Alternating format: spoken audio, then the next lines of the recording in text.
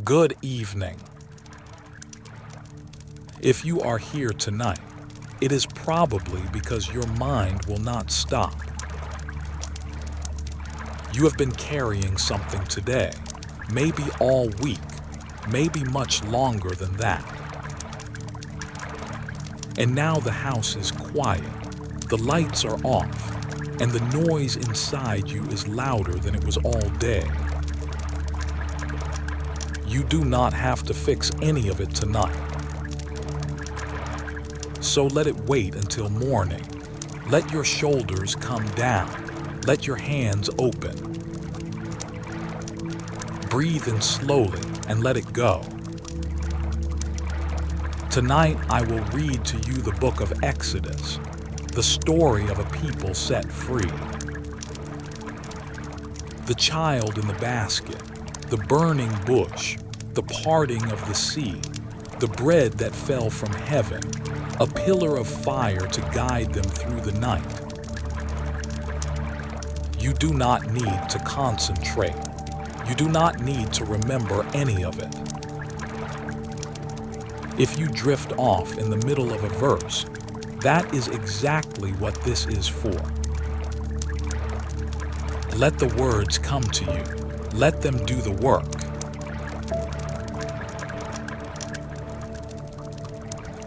Now these are the names of the children of Israel, which came into Egypt. Every man and his household came with Jacob. Reuben, Simeon, Levi, and Judah. Issachar, Zebulun, and Benjamin. Dan and Naphtali, Gad and Asher. And all the souls that came out of the loins of Jacob were 70 souls, for Joseph was in Egypt already. And Joseph died, and all his brethren, and all that generation. And the children of Israel were fruitful, and increased abundantly, and multiplied and waxed exceeding mighty, and the land was filled with them. Now there arose up a new king over Egypt, which knew not Joseph. And he said unto his people, Behold, the people of the children of Israel are more and mightier than we. Come on, let us deal wisely with them, lest they multiply, and it come to pass that, when there falleth out any war, they join also unto our enemies and fight against us, and so get them up out of the land. Therefore they did set over them taskmasters to afflict them with their burdens. And they built for Pharaoh treasure cities, Pithom and Ramses. But the more they afflicted them, the more they multiplied and grew. And they were grieved because of the children of Israel. And the Egyptians made the children of Israel to serve with rigor. And they made their lives bitter with hard bondage, in mortar and in brick, and in all manner of service in the field. All their service, wherein they made them serve, was with rigor. And the king of Egypt spake to the Hebrew midwives, of which the name of the one was Shiphrah, and the name of the other Puah. And he said, When ye do the office of a midwife to the Hebrew women, and see them upon the stools, if it be a son, then ye shall kill him. But if it be a daughter, then she shall live. But the midwives feared God, and did not as the king of Egypt commanded them, but saved the men children alive. And the king of Egypt called for the midwives, and said unto them, Why have ye done this thing, and have saved the men children alive? And the midwives said unto Pharaoh, Because the Hebrew women are not as the Egyptian women, for they are lively, and are delivered ere the midwives come in unto them. Therefore God dealt well with the midwives, And the people multiplied and waxed very mighty. And it came to pass, because the midwives feared God, that he made them houses.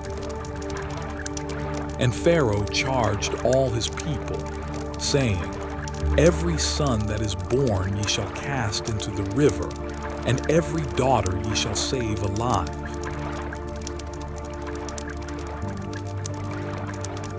And there went a man of the house of Levi, and took to wife a daughter of Levi. And the woman conceived and bare a son. And when she saw him that he was a goodly child, she hid him 3 months. And when she could not longer hide him, she took for him an ark of bulrushes, and daubed it with slime and with pitch, and put the child therein. And she laid it in the flags by the river's brink. And his sister stood afar off, to wit what would be done to him. And the daughter of Pharaoh came down to wash herself at the river, and her maidens walked along by the river's side. And when she saw the ark among the flags, she sent her maid to fetch it. And when she had opened it, she saw the child, and behold, the babe wept. And she had compassion on him, and said, This is one of the Hebrews' children. Then said his sister to Pharaoh's daughter, Shall I go and call to thee a nurse of the Hebrew women, that she may nurse the child for thee? And Pharaoh's daughter said to her, Go. And the maid went and called the child's mother. And Pharaoh's daughter said unto her, Take this child away and nurse it for me, and I will give thee thy wages. And the woman took the child and nursed it. And the child grew, and she brought him unto Pharaoh's daughter, and he became her son. And she called his name Moses. And she said, Because I drew him out of the water. And it came to pass in those days, when Moses was grown, that he went out unto his brethren and looked on their burdens. And he spied an Egyptian smiting an Hebrew, one of his brethren. And he looked this way and that way. And when he saw that there was no man, he slew the Egyptian and hid him in the sand. And when he went out the second day, behold, 2 men of the Hebrews strove together. And he said to him that did the wrong, Wherefore smitest thou thy fellow? And he said, Who made thee a prince and a judge over us? Intendest thou to kill me, as thou killedst the Egyptian? And Moses feared and said, Surely this thing is known. Now when Pharaoh heard this thing, he sought to slay Moses. But Moses fled from the face of Pharaoh, and dwelt in the land of Midian. And he sat down by a well. Now the priest of Midian had 7 daughters, and they came and drew water, and filled the troughs to water their father's flock. And the shepherds came and drove them away. But Moses stood up and helped them, and watered their flock. And when they came to rule their father, he said, How is it that ye are come so soon today? And they said, An Egyptian delivered us out of the hand of the shepherds, and also drew water enough for us, and watered the flock. And he said unto his daughters, And where is he? Why is it that ye have left the man? Call him, that he may eat bread. And Moses was content to dwell with the man, and he gave Moses Zipporah his daughter. And she bare him a son, and he called his name Gershom. For he said, I have been a stranger in a strange land. And it came to pass in process of time, that the king of Egypt died, And the children of Israel sighed by reason of the bondage, and they cried, and their cry came up unto God by reason of the bondage. And God heard their groaning, and God remembered his covenant with Abraham, with Isaac, and with Jacob. And God looked upon the children of Israel, and God had respect unto them.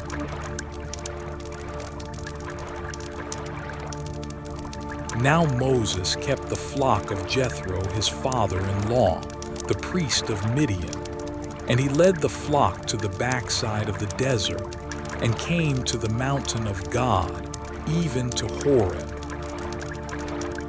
And the angel of the Lord appeared unto him in a flame of fire out of the midst of a bush. And he looked, and behold, the bush burned with fire, and the bush was not consumed. And Moses said, I will now turn aside and see this great sight, why the bush is not burnt. And when the Lord saw that he turned aside to see, God called unto him out of the midst of the bush, and said, Moses, Moses. And he said, Here am I. And he said, Draw not nigh hither, put off thy shoes from off thy feet, for the place whereon thou standest is holy ground. Moreover he said, I am the God of thy father, the God of Abraham, the God of Isaac, and the God of Jacob. And Moses hid his face, for he was afraid to look upon God. And the Lord said, I have surely seen the affliction of my people which are in Egypt, and have heard their cry by reason of their taskmasters, for I know their sorrows. And I am come down to deliver them out of the hand of the Egyptians, and to bring them up out of that land unto a good land and a large, unto a land flowing with milk and honey, unto the place of the Canaanites, and the Hittites, and the Amorites, and the Perizzites, and the Hivites, and the Jebusites. Now therefore, behold, the cry of the children of Israel is come unto me, and I have also seen the oppression wherewith the Egyptians oppress them. Come now therefore, and I will send thee unto Pharaoh, that thou mayest bring forth my people the children of Israel out of Egypt. And Moses said unto God, Who am I, that I should go unto Pharaoh, and that I should bring forth the children of Israel out of Egypt? And he said, Certainly I will be with thee, and this shall be a token unto thee that I have sent thee. When thou hast brought forth the people out of Egypt, ye shall serve God upon this mountain. And Moses said unto God, Behold, when I come unto the children of Israel, and shall say unto them, The God of your fathers hath sent me unto you. And they shall say to me, What is his name? What shall I say unto them? And God said unto Moses, I am that I am. And he said, Thus shalt thou say unto the children of Israel, I am hath sent me unto you. And God said moreover unto Moses, Thus shalt thou say unto the children of Israel, The Lord God of your fathers, the God of Abraham, the God of Isaac, and the God of Jacob, hath sent me unto you. This is my name forever, and this is my memorial unto all generations. Go and gather the elders of Israel together, and say unto them, The Lord God of your fathers, the God of Abraham, of Isaac, and of Jacob, appeared unto me, saying, I have surely visited you, and seen that which is done to you in Egypt. And I have said, I will bring you up out of the affliction of Egypt unto the land of the Canaanites, and the Hittites, and the Amorites, and the Perizzites, and the Hivites, and the Jebusites, unto a land flowing with milk and honey. And they shall hearken to thy voice, and thou shalt come, thou and the elders of Israel, unto the king of Egypt, and ye shall say unto him, The Lord God of the Hebrews hath met with us. And now let us go, we beseech thee, 3 days' journey into the wilderness, that we may sacrifice to the Lord our God. And I am sure that the king of Egypt will not let you go, no, not by a mighty hand. And I will stretch out my hand, and smite Egypt with all my wonders which I will do in the midst thereof. And after that he will let you go. And I will give this people favor in the sight of the Egyptians. And it shall come to pass that, when ye go, ye shall not go empty. But every woman shall borrow of her neighbor, and of her that sojourneth in her house, jewels of silver, and jewels of gold, and raiment. And ye shall put them upon your sons, and upon your daughters, and ye shall spoil the Egyptians.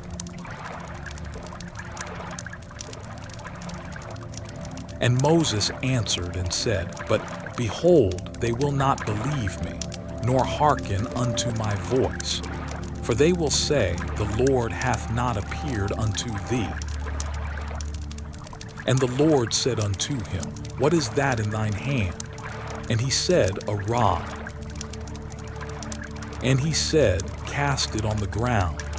And he cast it on the ground, and it became a serpent. And Moses fled from before it. And the Lord said unto Moses, Put forth thine hand, and take it by the tail. And he put forth his hand, and caught it, and it became a rod in his hand, that they may believe that the Lord God of their fathers, the God of Abraham, the God of Isaac, and the God of Jacob, hath appeared unto thee. And the Lord said furthermore unto him, Put now thine hand into thy bosom. And he put his hand into his bosom, and when he took it out, behold, his hand was leprous as snow. And he said, Put thine hand into thy bosom again. And he put his hand into his bosom again, and plucked it out of his bosom, and behold, it was turned again as his other flesh. And it shall come to pass, if they will not believe thee, neither hearken to the voice of the first sign, that they will believe the voice of the latter sign. And it shall come to pass, if they will not believe also these 2 signs, neither hearken unto thy voice, that thou shalt take of the water of the river, and pour it upon the dry land. And the water which thou takest out of the river shall become blood upon the dry land.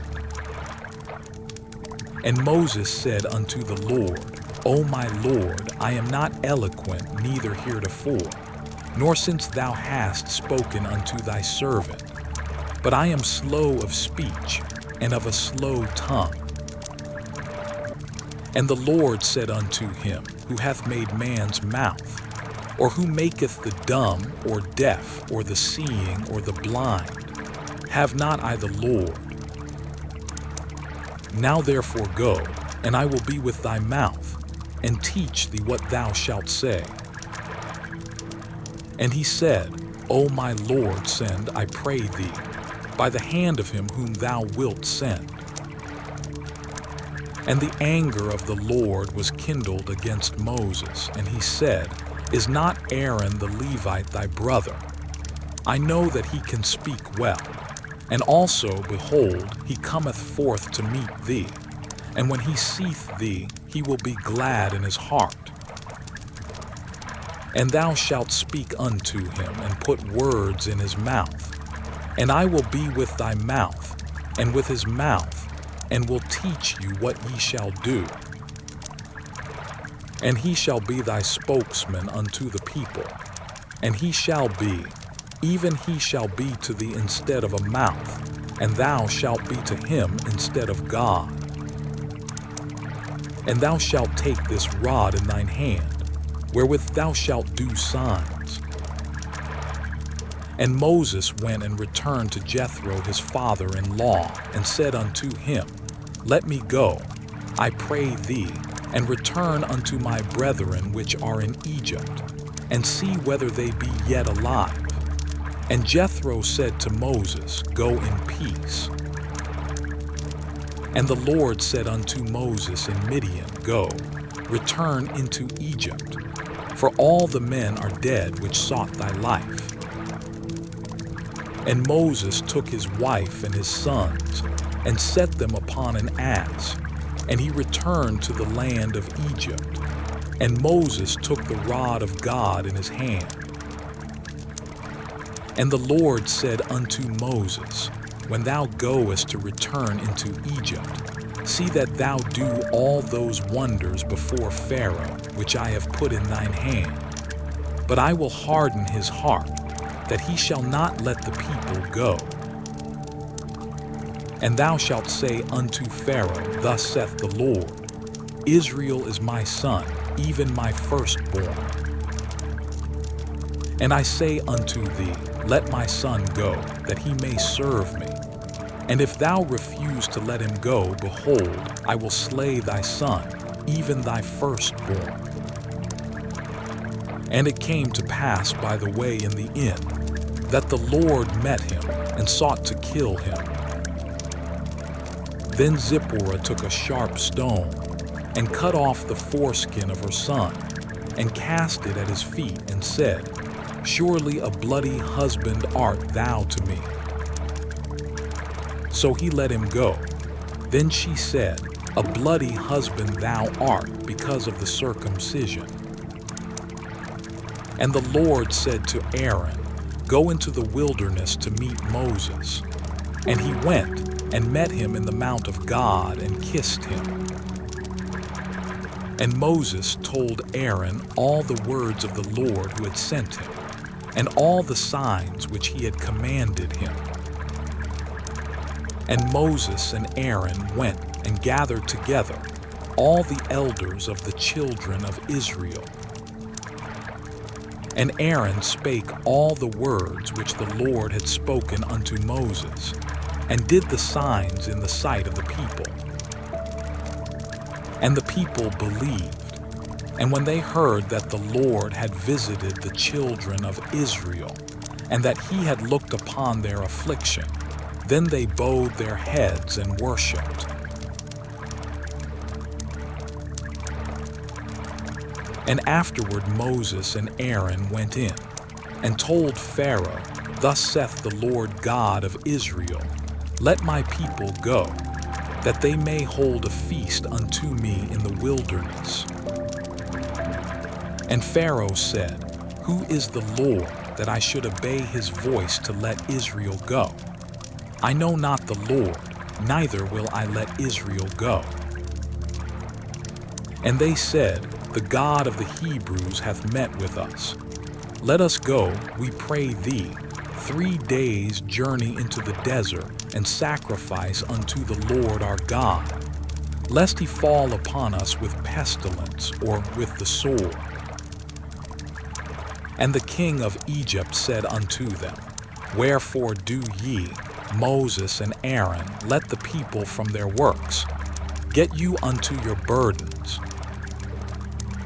And Pharaoh said, Behold, the people of the land now are many, and ye make them rest from their burdens. And Pharaoh commanded the same day the taskmasters of the people, and their officers, saying, Ye shall no more give the people straw to make brick, as heretofore. Let them go and gather straw for themselves. And the tale of the bricks which they did make heretofore ye shall lay upon them. Ye shall not diminish aught thereof, for they be idle. Therefore they cry, saying, Let us go and sacrifice to our God. Let there more work be laid upon the men, that they may labor therein, and let them not regard vain words. And the taskmasters of the people went out, and their officers, and they spake to the people, saying, Thus saith Pharaoh, I will not give you straw. Go ye, get you straw where ye can find it, yet not aught of your work shall be diminished. So the people were scattered abroad throughout all the land of Egypt to gather stubble instead of straw. And the taskmasters hasted them, saying, Fulfill your works, your daily tasks, as when there was straw. And the officers of the children of Israel, which Pharaoh's taskmasters had set over them, were beaten and demanded, Wherefore have ye not fulfilled your task in making brick both yesterday and today, as heretofore? Then the officers of the children of Israel came and cried unto Pharaoh, saying, Wherefore dealest thou thus with thy servants? There is no straw given unto thy servants, and they say to us, Make brick. And behold, thy servants are beaten, but the fault is in thine own people. But he said, Ye are idle, ye are idle. Therefore ye say, Let us go and do sacrifice to the Lord. Go therefore now and work, for there shall no straw be given you, yet shall ye deliver the tale of bricks. And the officers of the children of Israel did see that they were in evil case, after it was said, Ye shall not minish aught from your bricks of your daily task. And they met Moses and Aaron, who stood in the way, as they came forth from Pharaoh. And they said unto them, The Lord look upon you, and judge, because ye have made our savor to be abhorred in the eyes of Pharaoh, and in the eyes of his servants, to put a sword in their hand to slay us. And Moses returned unto the Lord and said, Lord, wherefore hast thou so evil entreated this people? Why is it that thou hast sent me? For since I came to Pharaoh to speak in thy name, he hath done evil to this people, neither hast thou delivered thy people at all.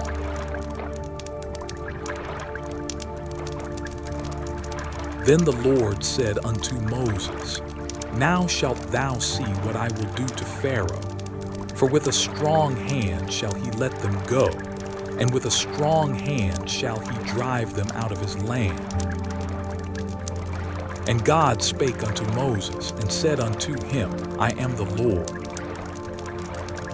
And I appeared unto Abraham, unto Isaac, and unto Jacob, by the name of God Almighty, but by my name Jehovah was I not known to them. And I have also established my covenant with them, to give them the land of Canaan, the land of their pilgrimage, wherein they were strangers. And I have also heard the groaning of the children of Israel, whom the Egyptians keep in bondage, and I have remembered my covenant. Wherefore say unto the children of Israel, I am the Lord, and I will bring you out from under the burdens of the Egyptians, and I will rid you out of their bondage, and I will redeem you with a stretched out arm and with great judgments. And I will take you to me for a people, and I will be to you a God, and ye shall know that I am the Lord your God, which bringeth you out from under the burdens of the Egyptians. And I will bring you in unto the land, concerning the which I did swear to give it to Abraham, to Isaac, and to Jacob, and I will give it you for an heritage. I am the Lord. And Moses spake so unto the children of Israel. But they hearkened not unto Moses for anguish of spirit, and for cruel bondage. And the Lord spake unto Moses, saying, Go in, speak unto Pharaoh king of Egypt, that he let the children of Israel go out of his land. And Moses spake before the Lord, saying, Behold, the children of Israel have not hearkened unto me. How then shall Pharaoh hear me, who am of uncircumcised lips? And the Lord spake unto Moses and unto Aaron, and gave them a charge unto the children of Israel, and unto Pharaoh king of Egypt, to bring the children of Israel out of the land of Egypt. These be the heads of their fathers' houses, the sons of Reuben the firstborn of Israel, Hanok and Pulu, Hezron and Carmi. These be the families of Reuben. And the sons of Simeon, Jemuel and Jamin and Ohad and Jachin and Zohar, and Shaul the son of a Canaanitish woman. These are the families of Simeon. And these are the names of the sons of Levi according to their generations, Gershon and Kohath and Merari. And the years of the life of Levi were 137 years. The sons of Gershon, Libni and Shimei according to their families. And the sons of Kohath, Amram and Izhar and Hebron and Uzziel. And the years of the life of Kohath were 133 years. And the sons of Merari, Mahali and Mushi. These are the families of Levi according to their generations. And Amram took him Jochebed his father's sister to wife, and she bare him Aaron and Moses. And the years of the life of Amram were 137 years. And the sons of Izhar, Korah and Nepheg and Zikri. And the sons of Uzziel, Mishael and Elzaphan and Zithri. And Aaron took him Elisheba, daughter of Amminadab, sister of Nahshon, to wife. And she bare him Nadab and Abihu, Eleazar and Ithamar. And the sons of Korah, Asir and Elkanah and Abiasaph. These are the families of the Korhites. And Eleazar, Aaron's son, took him one of the daughters of Putiel to wife, and she bare him Phinehas. These are the heads of the fathers of the Levites according to their families. These are that Aaron and Moses, to whom the Lord said, Bring out the children of Israel from the land of Egypt according to their armies. These are they which spake to Pharaoh king of Egypt, to bring out the children of Israel from Egypt. These are that Moses and Aaron. And it came to pass on the day when the Lord spake unto Moses in the land of Egypt, that the Lord spake unto Moses, saying, I am the Lord. Speak thou unto Pharaoh king of Egypt all that I say unto thee. And Moses said before the Lord, Behold, I am of uncircumcised lips, and how shall Pharaoh hearken unto me?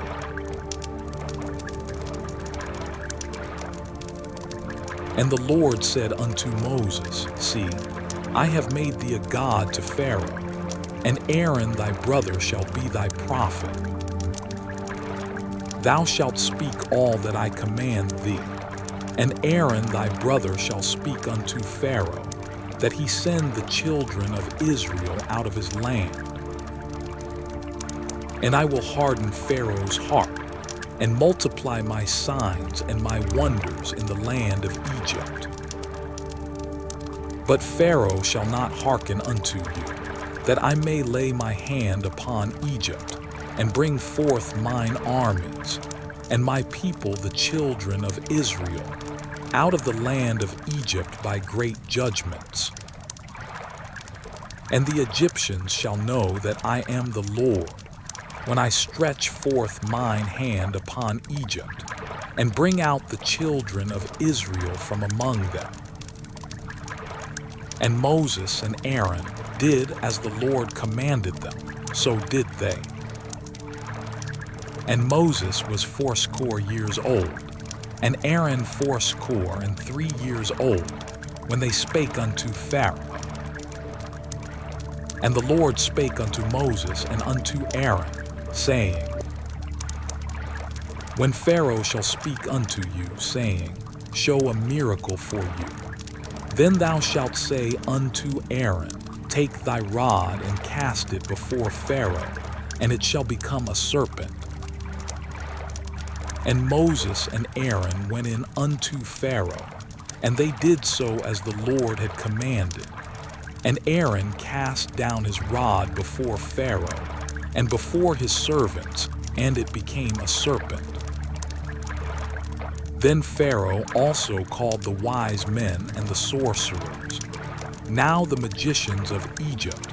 They also did in like manner with their enchantments. For they cast down every man his rod, and they became serpents. But Aaron's rod swallowed up their rods. And he hardened Pharaoh's heart, that he hearkened not unto them, as the Lord had said. And the Lord said unto Moses, Pharaoh's heart is hardened, he refuseth to let the people go. Get thee unto Pharaoh in the morning.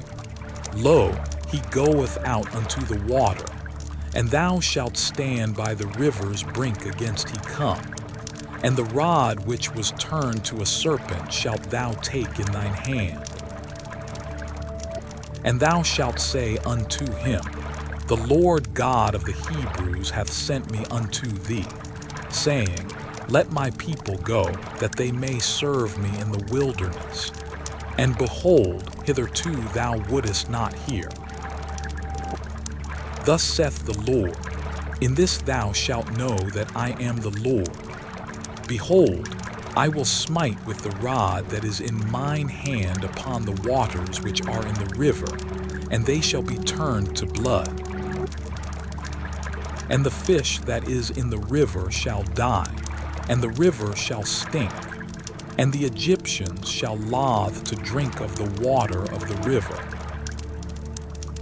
And the Lord spake unto Moses, Say unto Aaron, Take thy rod, and stretch out thine hand upon the waters of Egypt, upon their streams, upon their rivers, and upon their ponds, and upon all their pools of water, that they may become blood, and that there may be blood throughout all the land of Egypt, both in vessels of wood and in vessels of stone. And Moses and Aaron did so, as the Lord commanded. And he lifted up the rod, and smote the waters that were in the river, in the sight of Pharaoh, and in the sight of his servants. And all the waters that were in the river were turned to blood. And the fish that was in the river died, and the river stank, and the Egyptians could not drink of the water of the river. And there was blood throughout all the land of Egypt. And the magicians of Egypt did so with their enchantments. And Pharaoh's heart was hardened, neither did he hearken unto them, as the Lord had said. And Pharaoh turned and went into his house, neither did he set his heart to this also. And all the Egyptians digged round about the river for water to drink, for they could not drink of the water of the river. And 7 days were fulfilled, after that the Lord had smitten the river.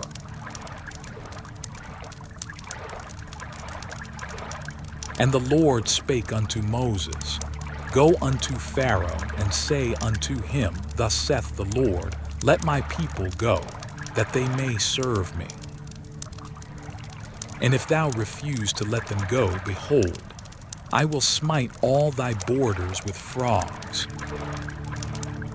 And the river shall bring forth frogs abundantly, which shall go up and come into thine house, and into thy bedchamber, and upon thy bed, and into the house of thy servants, and upon thy people, and into thine ovens, and into thy kneading troughs. And the frogs shall come up both on thee, and upon thy people, and upon all thy servants. And the Lord spake unto Moses, say unto Aaron, stretch forth thine hand with thy rod over the streams, over the rivers, and over the ponds, and cause frogs to come up upon the land of Egypt. And Aaron stretched out his hand over the waters of Egypt, and the frogs came up and covered the land of Egypt. And the magicians did so with their enchantments, and brought up frogs upon the land of Egypt. Then Pharaoh called for Moses and Aaron and said, entreat the Lord, that he may take away the frogs from me and from my people, and I will let the people go, that they may do sacrifice unto the Lord. And Moses said unto Pharaoh, glory over me.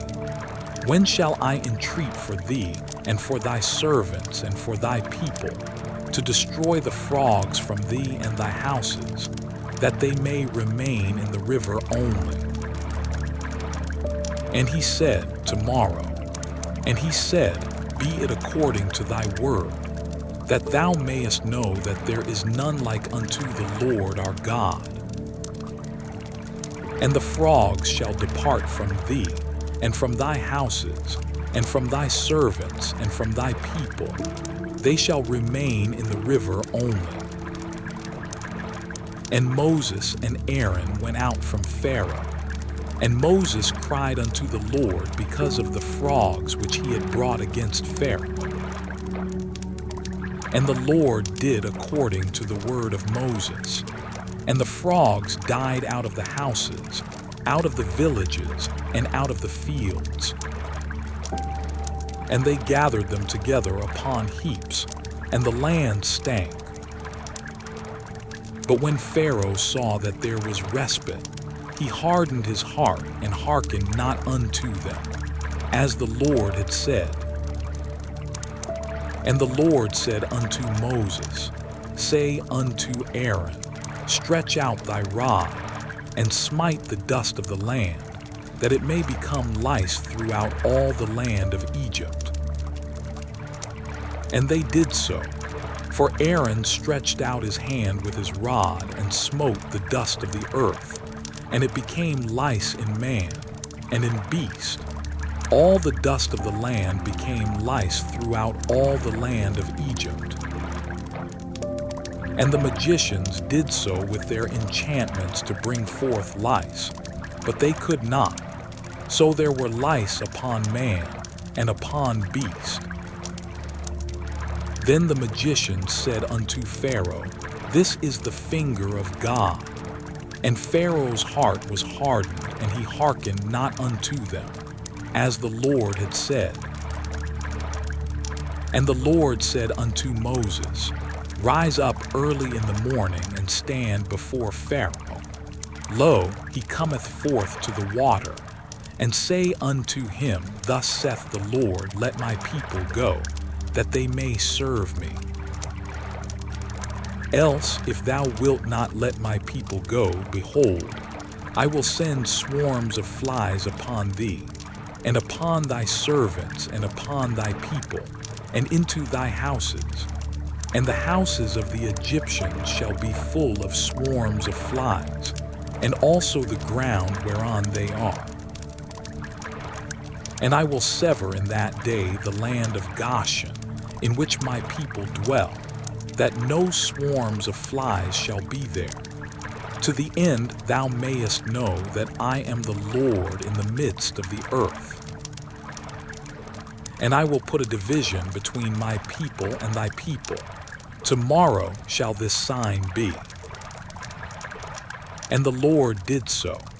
And there came a grievous swarm of flies into the house of Pharaoh, and into his servants' houses, and into all the land of Egypt.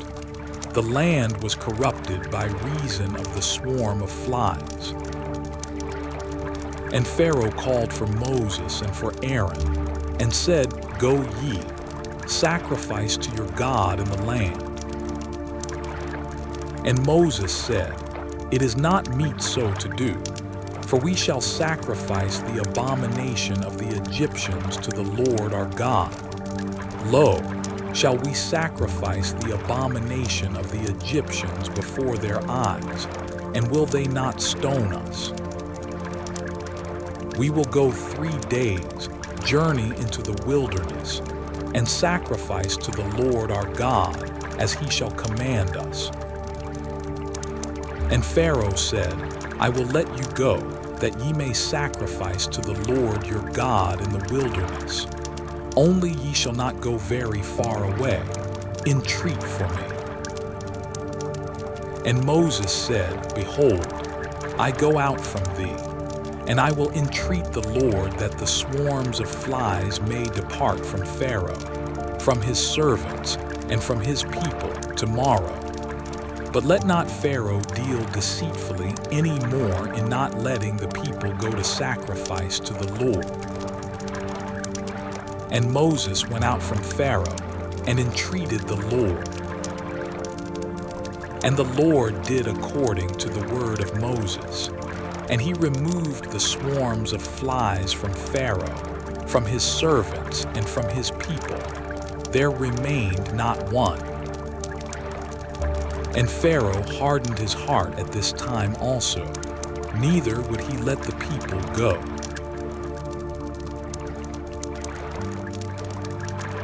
Then the Lord said unto Moses, Go in unto Pharaoh, and tell him, Thus saith the Lord God of the Hebrews, Let my people go, that they may serve me. For if thou refuse to let them go, and wilt hold them still, behold, the hand of the Lord is upon thy cattle which is in the field, upon the horses, upon the asses, upon the camels, upon the oxen, and upon the sheep. There shall be a very grievous murmuring. And the Lord shall sever between the cattle of Israel and the cattle of Egypt, and there shall nothing die of all that is the children's of Israel. And the Lord appointed a set time, saying, Tomorrow the Lord shall do this thing in the land. And the Lord did that thing on the morrow, and all the cattle of Egypt died, but of the cattle of the children of Israel died not one. And Pharaoh sent, and behold, there was not one of the cattle of the Israelites dead. And the heart of Pharaoh was hardened, and he did not let the people go.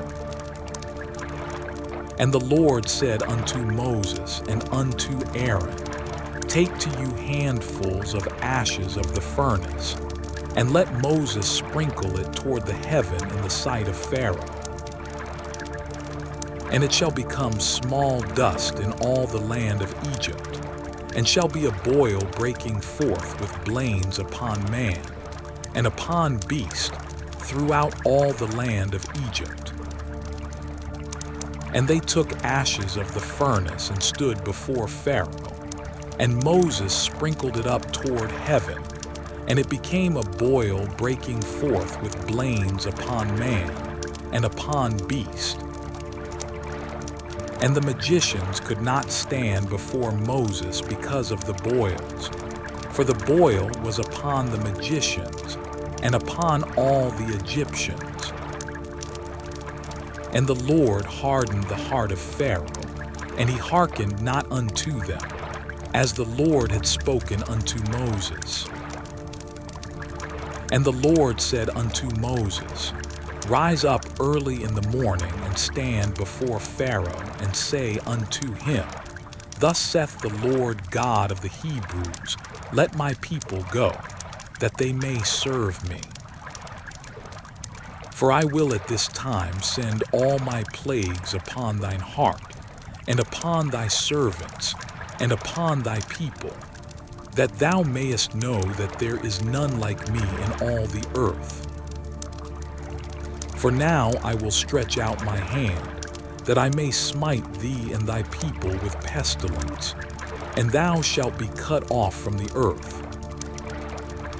And in very deed for this cause have I raised thee up, for to show in thee my power, and that my name may be declared throughout all the earth. As yet exaltest thou thyself against my people, that thou wilt not let them go. Behold, tomorrow about this time I will cause it to rain a very grievous hail, such as hath not been in Egypt since the foundation thereof even until now. Send therefore now, and gather thy cattle, and all that thou hast in the field. For upon every man and beast which shall be found in the field, and shall not be brought home, the hail shall come down upon them, and they shall die. He that feared the word of the Lord among the servants of Pharaoh made his servants and his cattle flee into the houses. And he that regarded not the word of the Lord left his servants and his cattle in the field. And the Lord said unto Moses, Stretch forth thine hand toward heaven, that there may be hail in all the land of Egypt, upon man and upon beast, and upon every herb of the field throughout the land of Egypt. And Moses stretched forth his rod toward heaven, and the Lord sent thunder and hail, and the fire ran along upon the ground, and the Lord rained hail upon the land of Egypt. So there was hail, and fire mingled with the hail, very grievous, such as there was none like it in all the land of Egypt since it became a nation. And the hail smote throughout all the land of Egypt all that was in the field, both man and beast. And the hail smote every herb of the field, and brake every tree of the field. Only in the land of Goshen, where the children of Israel were, was there no hail. And Pharaoh sent and called for Moses and Aaron, and said unto them, I have sinned this time. The Lord is righteous, and I and my people are wicked. Entreat the Lord, for it is enough, that there be no more mighty thunderings and hail, and I will let you go, and ye shall stay no longer. And Moses said unto him, As soon as I am gone out of the city, I will spread abroad my hands unto the Lord, and the thunder shall cease, neither shall there be any more hail, that thou mayest know how that the earth is the Lord's. But as for thee and thy servants, I know that ye will not yet fear the Lord God. And the flax and the barley was smitten, for the barley was in the ear, and the flax was bold. But the wheat and the rye were not smitten, for they were not grown up. And Moses went out of the city from Pharaoh, and spread abroad his hands unto the Lord. And the thunders and hail ceased, and the rain was not poured upon the earth. And when Pharaoh saw that the rain and the hail and the thunders were ceased, he sinned yet more, and hardened his heart, he and his servants. And the heart of Pharaoh was hardened, neither would he let the children of Israel go, as the Lord had spoken by Moses.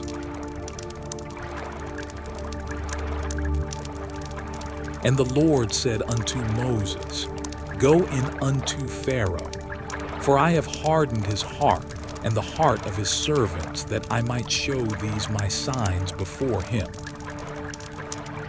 and that thou mayest tell in the ears of thy son and of thy son's son what things I have wrought in Egypt, and my signs which I have done among them, that ye may know how that I am the Lord. And Moses and Aaron came in unto Pharaoh, and said unto him, Thus saith the Lord God of the Hebrews, How long wilt thou refuse to humble thyself before me? Let my people go, that they may serve me. Else, if thou refuse to let my people go, behold, tomorrow will I bring the locusts into thy coast, and they shall cover the face of the earth, that one cannot be able to see the earth. And they shall eat the residue of that which is escaped, which remaineth unto you from the hail, and shall eat every tree which groweth for you out of the field. And they shall fill thy houses, and the houses of all thy servants, and the houses of all the Egyptians, which neither thy fathers nor thy fathers' fathers have seen, since the day that they were upon the earth unto this day. And he turned himself and went out from Pharaoh. And Pharaoh's servants said unto him, How long shall this man be a snare unto us? Let the men go, that they may serve the Lord their God. Knowest thou not yet that Egypt is destroyed? And Moses and Aaron were brought again unto Pharaoh. And he said unto them, Go, serve the Lord your God. But who are they that shall go? And Moses said, We will go with our young and with our old, with our sons and with our daughters, with our flocks and with our herds will we go. For we must hold a feast unto the Lord. And he said unto them, Let the Lord be so with you, as I will let you go and your little ones. Look to it, for evil is before you. Not so, go now ye that are men, and serve the Lord, for that ye did desire. And they were driven out from Pharaoh's presence. And the Lord said unto Moses, Stretch out thine hand over the land of Egypt for the locusts, that they may come up upon the land of Egypt, and eat every herb of the land, even all that the hail hath left. And Moses stretched forth his rod over the land of Egypt, and the Lord brought an east wind upon the land all that day, and all that night. And when it was morning, the east wind brought the locusts. And the locusts went up over all the land of Egypt, and rested in all the coasts of Egypt. Very grievous were they. Before them there were no such locusts as they, neither after them shall be such. For they covered the face of the whole earth, so that the land was darkened. And they did eat every herb of the land, and all the fruit of the trees which the hail had left. And there remained not any green thing in the trees, or in the herbs of the field, through all the land of Egypt. Then Pharaoh called for Moses and Aaron in haste, and he said, I have sinned against the Lord your God and against you. Now therefore forgive, I pray thee, my sin only this once, and entreat the Lord your God, that he may take away from me this death only. And he went out from Pharaoh, and entreated the Lord. And the Lord turned a mighty strong west wind, which took away the locusts, and cast them into the Red Sea. There remained not one locust in all the coasts of Egypt. But the Lord hardened Pharaoh's heart, so that he would not let the children of Israel go. And the Lord said unto Moses, Stretch out thine hand toward heaven, that there may be darkness over the land of Egypt, even darkness which may be felt. And Moses stretched forth his hand toward heaven, and there was a thick darkness in all the land of Egypt 3 days. They saw not one another, neither rose any from his place for 3 days. But all the children of Israel had light in their dwellings. And Pharaoh called unto Moses and said, Go ye, serve the Lord. Only let your flocks and your herds be stayed. Let your little ones also go with you. And Moses said, Thou must give us also sacrifices and burnt offerings, that we may sacrifice unto the Lord our God. Our cattle also shall go with us. There shall not an hoof be left behind, for thereof must we take to serve the Lord our God. And we know not with what we must serve the Lord until we come thither. But the Lord hardened Pharaoh's heart, and he would not let them go. And Pharaoh said unto him, Get thee from me, take heed to thyself, see my face no more. For in that day thou seest my face, thou shalt die. And Moses said, Thou hast spoken well, I will see thy face again no more.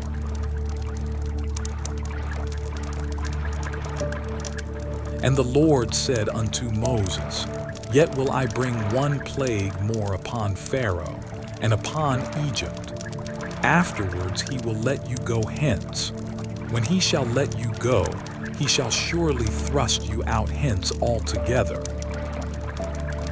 Speak now in the ears of the people, and let every man borrow of his neighbor, and every woman of her neighbor, jewels of silver and jewels of gold.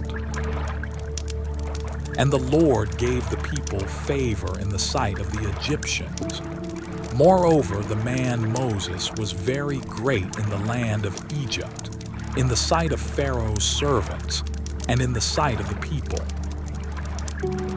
And Moses said, Thus saith the Lord, About midnight will I go out into the midst of Egypt. And all the firstborn in the land of Egypt shall die, from the firstborn of Pharaoh that sitteth upon his throne, even unto the firstborn of the maidservant that is behind the mill, and all the firstborn of beasts. And there shall be a great cry throughout all the land of Egypt, such as there was none like it, nor shall be like it any more.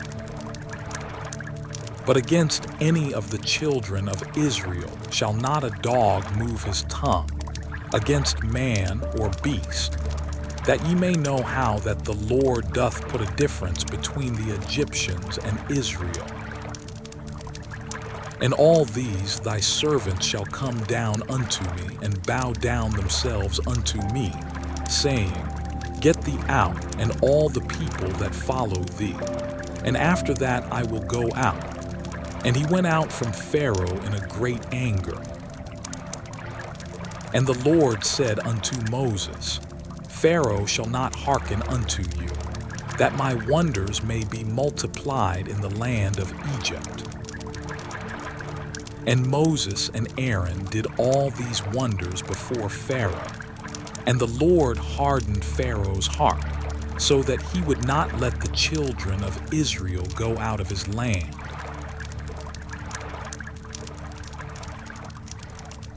And the Lord spake unto Moses and Aaron in the land of Egypt, saying, This month shall be unto you the beginning of months. It shall be the first month of the year to you. Speak ye unto all the congregation of Israel, saying, In the 10th day of this month they shall take to them every man a lamb, according to the house of their fathers, a lamb for an house. And if the household be too little for the lamb, Let him and his neighbor next unto his house take it according to the number of the souls. Every man according to his eating shall make your count for the lamb. Your lamb shall be without blemish, a male of the first year. Ye shall take it out from the sheep or from the goats. And ye shall keep it up until the 14th day of the same month. And the whole assembly of the congregation of Israel shall kill it in the evening. And they shall take of the blood, and strike it on the 2 side posts, and on the upper door post of the houses, wherein they shall eat it. And they shall eat the flesh in that night, roast with fire and unleavened bread, and with bitter herbs they shall eat it. Eat not of it raw, nor sodden it all with water, but roast with fire, his head with his legs, and with the purtenance thereof. And ye shall let nothing of it remain until the morning, and that which remaineth of it until the morning ye shall burn with fire. And thus shall ye eat it, with your loins girded, your shoes on your feet, and your staff in your hand.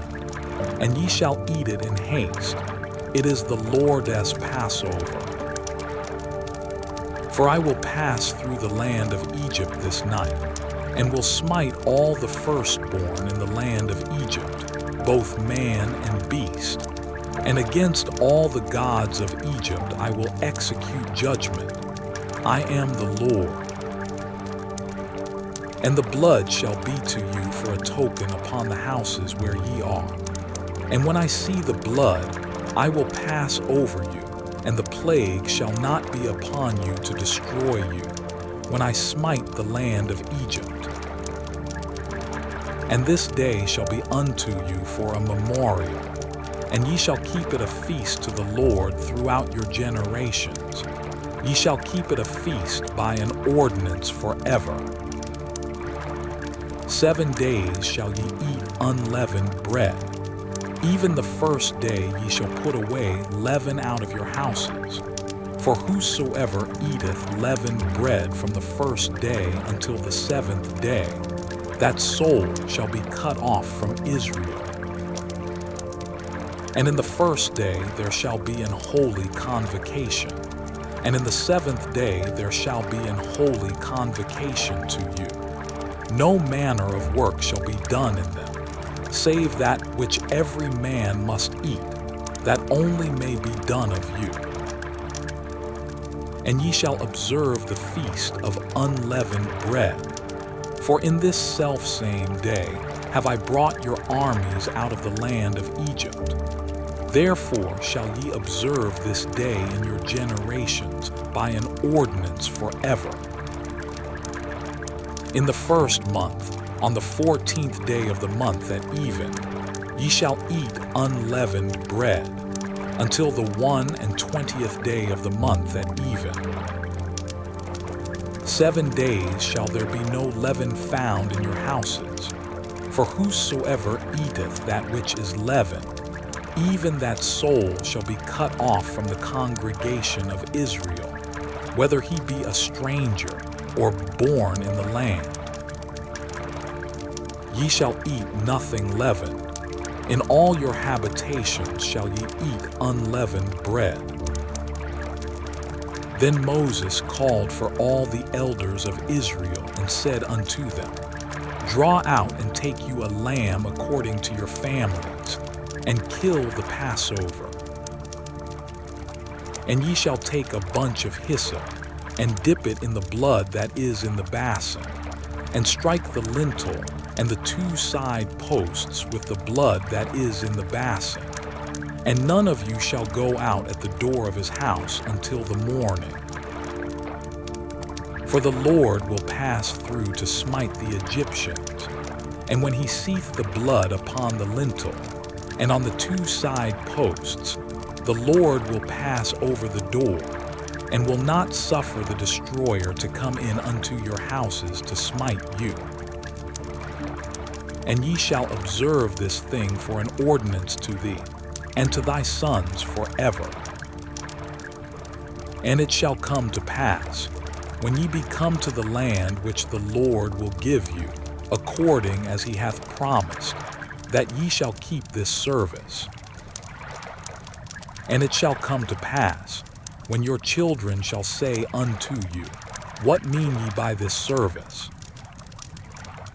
That ye shall say, It is the sacrifice of the Lord's Passover, who passed over the houses of the children of Israel in Egypt, when he smote the Egyptians and delivered our houses. And the people bowed the head and worshipped. And the children of Israel went away, and did as the Lord had commanded Moses and Aaron, so did they. And it came to pass, that at midnight the Lord smote all the firstborn in the land of Egypt, from the firstborn of Pharaoh that sat on his throne unto the firstborn of the captive that was in the dungeon, and all the firstborn of cattle. And Pharaoh rose up in the night, he and all his servants and all the Egyptians, and there was a great cry in Egypt, for there was not a house where there was not one dead. And he called for Moses and Aaron by night and said, Rise up, and get you forth from among my people, both ye and the children of Israel, and go, serve the Lord as ye have said. Also take your flocks and your herds, as ye have said, and be gone, and bless me also. And the Egyptians were urgent upon the people, that they might send them out of the land in haste. For they said, We be all dead men. And the people took their dough before it was leavened, their kneading troughs being bound up in their clothes upon their shoulders. And the children of Israel did according to the word of Moses. And they borrowed of the Egyptians jewels of silver, and jewels of gold and raiment. And the Lord gave the people favor in the sight of the Egyptians, so that they lent unto them such things as they required, and they spoiled the Egyptians. And the children of Israel journeyed from Ramesses to Succoth, about 600,000 on foot that were men, beside children. And a mixed multitude went up also with them, and flocks and herds, even very much cattle. And they baked unleavened cakes of the dough which they brought forth out of Egypt, for it was not leavened, because they were thrust out of Egypt, and could not tarry, neither had they prepared for themselves any victual. Now the sojourning of the children of Israel, who dwelt in Egypt, was 430 years. And it came to pass at the end of the 430 years, even the selfsame day it came to pass, that all the hosts of the Lord went out from the land of Egypt. It is a night to be much observed unto the Lord for bringing them out from the land of Egypt. This is that night of the Lord to be observed of all the children of Israel in their generations. And the Lord said unto Moses and Aaron, This is the ordinance of the Passover. There shall no stranger eat thereof. But every man's servant that is bought for money, when thou hast circumcised him, then shall he eat thereof. A foreigner and an hired servant shall not eat thereof. In one house shall it be eaten. Thou shalt not carry forth aught of the flesh abroad out of the house, neither shall ye break a bone thereof. All the congregation of Israel shall keep it.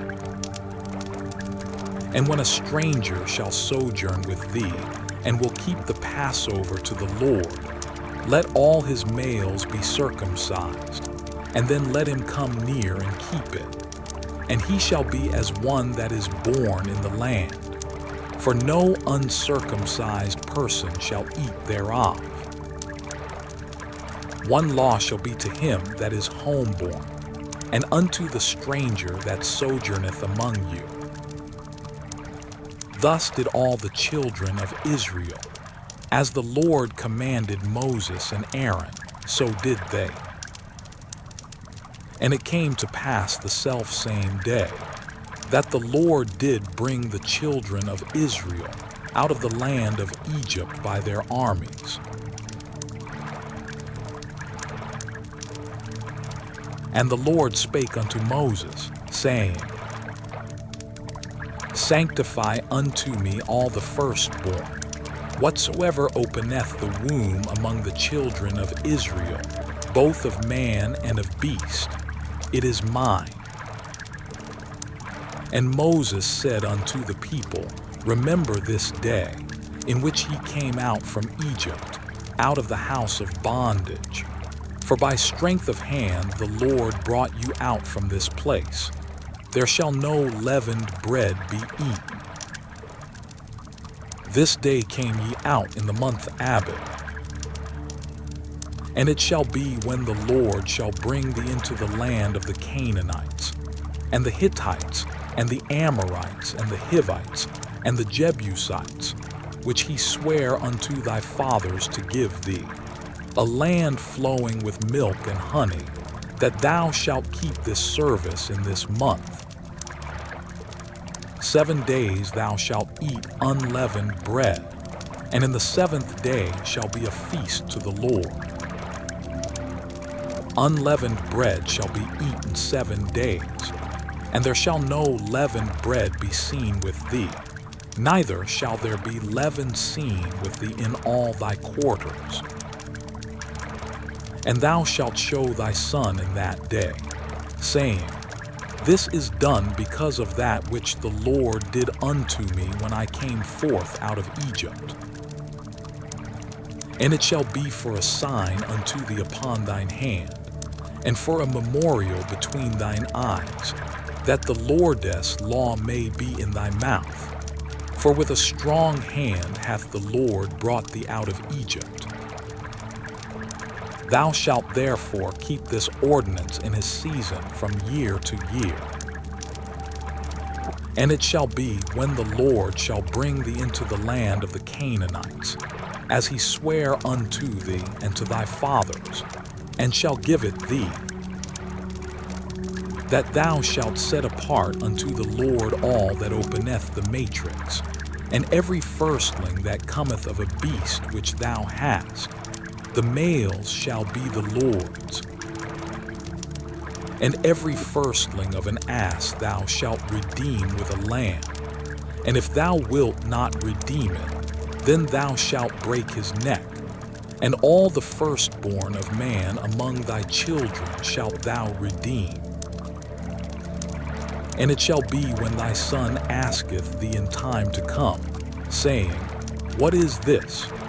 That thou shalt say unto him, By strength of hand the Lord brought us out from Egypt, from the house of bondage. And it came to pass, when Pharaoh would hardly let us go, that the Lord slew all the firstborn in the land of Egypt, both the firstborn of man and the firstborn of beast. Therefore I sacrifice to the Lord all that openeth the matrix, being males, but all the firstborn of my children I redeem. And it shall be for a token upon thine hand, and for frontlets between thine eyes. For by strength of hand the Lord brought us forth out of Egypt.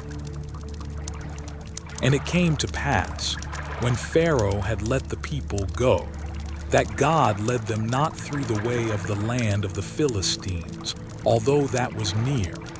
For God said, Lest peradventure the people repent when they see war, and they return to Egypt.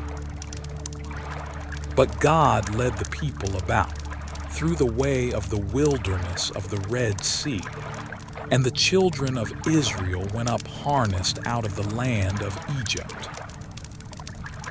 And Moses took the bones of Joseph with him, for he had straitly sworn the children of Israel, saying, God will surely visit you, and ye shall carry up my bones away hence with you.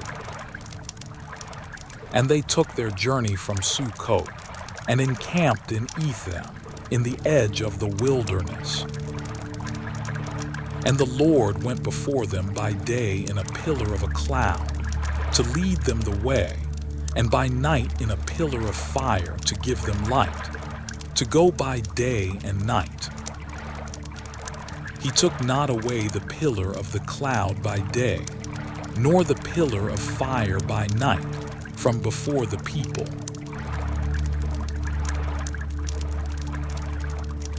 And the Lord spake unto Moses, saying,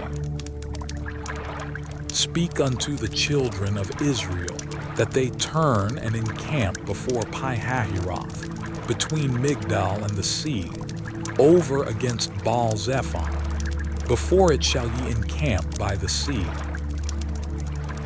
For Pharaoh will say of the children of Israel, They are entangled in the land, the wilderness hath shut them in. And I will harden Pharaoh's heart, that he shall follow after them. And I will be honored upon Pharaoh and upon all his host, that the Egyptians may know that I am the Lord. And they did so. And it was told the king of Egypt that the people fled. And the heart of Pharaoh and of his servants was turned against the people. And they said, Why have we done this, that we have let Israel go from serving us? And he made ready his chariot, and took his people with him.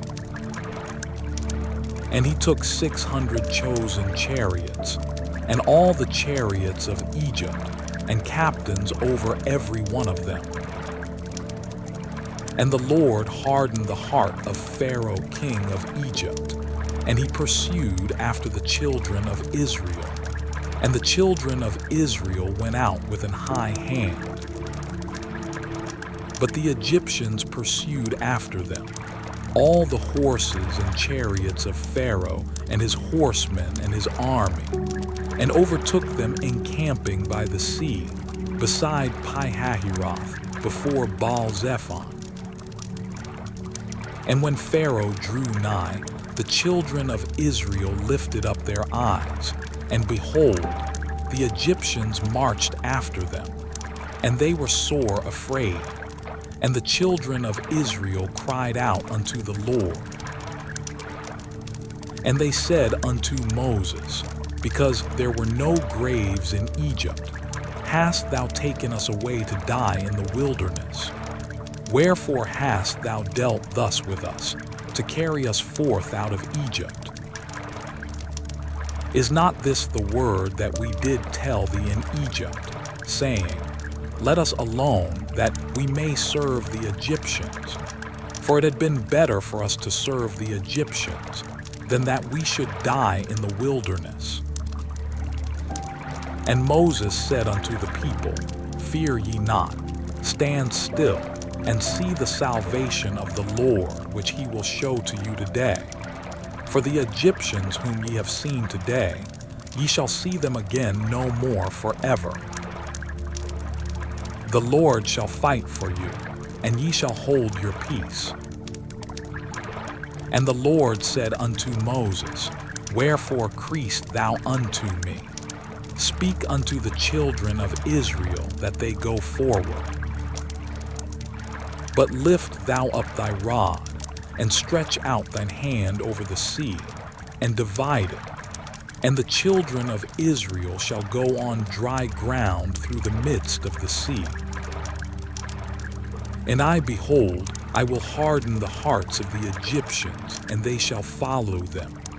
And I will get me honor upon Pharaoh, and upon all his host, upon his chariots, and upon his horsemen. And the Egyptians shall know that I am the Lord, when I have gotten me honor upon Pharaoh, upon his chariots, and upon his horsemen. And the angel of God, which went before the camp of Israel, removed and went behind them. And the pillar of the cloud went from before their face and stood behind them. And it came between the camp of the Egyptians and the camp of Israel. And it was a cloud and darkness to them, but it gave light by night to these, so that the one came not near the other all the night. And Moses stretched out his hand over the sea, and the Lord caused the sea to go back by a strong east wind all that night, and made the sea dry land, and the waters were divided. And the children of Israel went into the midst of the sea upon the dry ground, and the waters were a wall unto them on their right hand and on their left. And the Egyptians pursued, and went in after them to the midst of the sea, even all Pharaoh's horses, his chariots, and his horsemen. And it came to pass, that in the morning watch the Lord looked unto the host of the Egyptians through the pillar of fire and of the cloud, and troubled the host of the Egyptians, and took off their chariot wheels, that they drave them heavily, so that the Egyptians said, Let us flee from the face of Israel, for the Lord fighteth for them against the Egyptians. And the Lord said unto Moses, Stretch out thine hand over the sea, that the waters may come again upon the Egyptians, upon their chariots, and upon their horsemen. And Moses stretched forth his hand over the sea, and the sea returned to his strength when the morning appeared, and the Egyptians fled against it. And the Lord overthrew the Egyptians in the midst of the sea. And the waters returned and covered the chariots and the horsemen, and all the host of Pharaoh that came into the sea after them. There remained not so much as one of them. But the children of Israel walked upon dry land in the midst of the sea, and the waters were a wall unto them on their right hand and on their left. Thus the Lord saved Israel that day out of the hand of the Egyptians, and Israel saw the Egyptians dead upon the seashore. And Israel saw that great work which the Lord did upon the Egyptians. And the people feared the Lord, and believed the Lord and his servant Moses.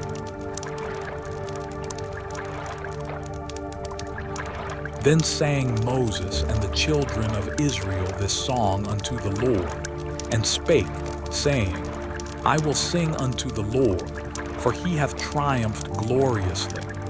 The horse and his rider hath he thrown into the sea. The Lord is my strength and song, and he is become my salvation. He is my God, and I will prepare him an habitation, my father's God, and I will exalt him.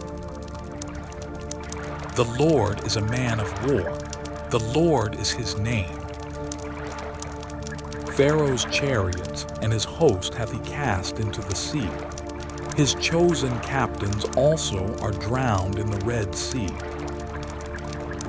The depths have covered them. They sank into the bottom as a stone. Thy right hand, O Lord, is become glorious in power. Thy right hand, O Lord, hath dashed in pieces the enemy.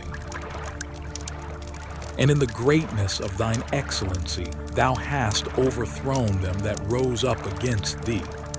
Thou sentest forth thy wrath, which consumed them as stubble. And with the blast of thy nostrils the waters were gathered together. The floods stood upright as an heap, and the depths were congealed in the heart of the sea. The enemy said, I will pursue, I will overtake, I will divide the spoil. My lust shall be satisfied upon them. I will draw my sword, my hand shall destroy them. Thou didst blow with thy wind, the sea covered them. They sank as lead in the mighty waters. Who is like unto thee, O Lord, among the gods? Who is like thee, glorious in holiness, fearful in praises, doing wonders? Thou stretchedst out thy right hand, the earth swallowed them. Thou in thy mercy hast led forth the people which thou hast redeemed. Thou hast guided them in thy strength unto thy holy habitation. The people shall hear and be afraid. Sorrow shall take hold on the inhabitants of Palestina. Then the dukes of Edom shall be amazed. The mighty men of Moab, trembling, shall take hold upon them. All the inhabitants of Canaan shall melt away. Fear and dread shall fall upon them. By the greatness of thine arm they shall be as still as a stone. Till thy people pass over, O Lord, till the people pass over, which thou hast purchased. Thou shalt bring them in and plant them in the mountain of thine inheritance, in the place, O Lord, which thou hast made for thee to dwell in the sanctuary, O Lord, which thy hands have established. The Lord shall reign forever and ever. For the horse of Pharaoh went in with his chariots, and with his horsemen into the sea, and the Lord brought again the waters of the sea upon them. But the children of Israel went on dry land in the midst of the sea. And Miriam the prophetess, the sister of Aaron, took a timbrel in her hand, and all the women went out after her with timbrels and with dances. And Miriam answered them, Sing ye to the Lord, for he hath triumphed gloriously. The horse and his rider hath he thrown into the sea.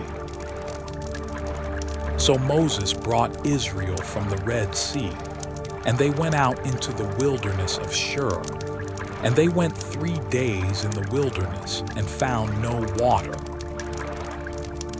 And when they came to Marah, they could not drink of the waters of Marah, for they were bitter. Therefore the name of it was called Marah. And the people murmured against Moses, saying, What shall we drink?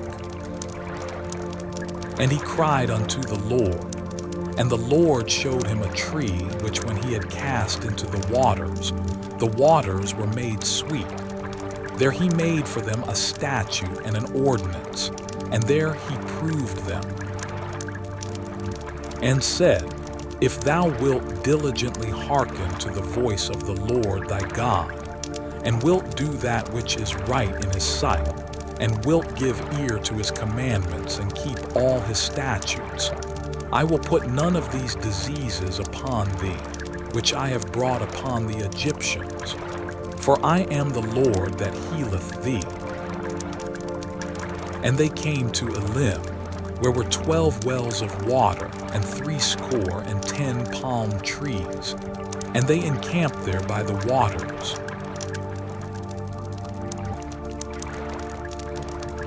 And they took their journey from Elim, and all the congregation of the children of Israel came unto the wilderness of Sin, which is between Elim and Sin, on the 15th day of the 2nd month after their departing out of the land of Egypt.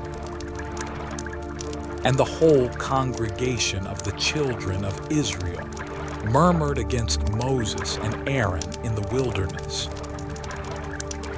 And the children of Israel said unto them, Would to God we had died by the hand of the Lord in the land of Egypt, when we sat by the flesh pots, and when we did eat bread to the full.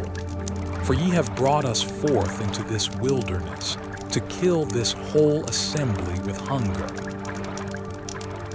Then said the Lord unto Moses, Behold, I will rain bread from heaven for you, and the people shall go out and gather a certain rate every day, that I may prove them, whether they will walk in my law or no. And it shall come to pass, that on the 6th day they shall prepare that which they bring in, and it shall be twice as much as they gather daily. And Moses and Aaron said unto all the children of Israel, At even, then ye shall know that the Lord hath brought you out from the land of Egypt. And in the morning, then ye shall see the glory of the Lord, for that he heareth your murmurings against the Lord. And what are we, that ye murmur against us?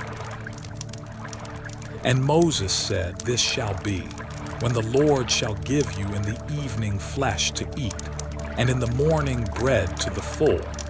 For that the Lord heareth your murmurings which ye murmur against him. And what are we? Your murmurings are not against us, but against the Lord. And Moses spake unto Aaron, Say unto all the congregation of the children of Israel, Come near before the Lord, for he hath heard your murmurings.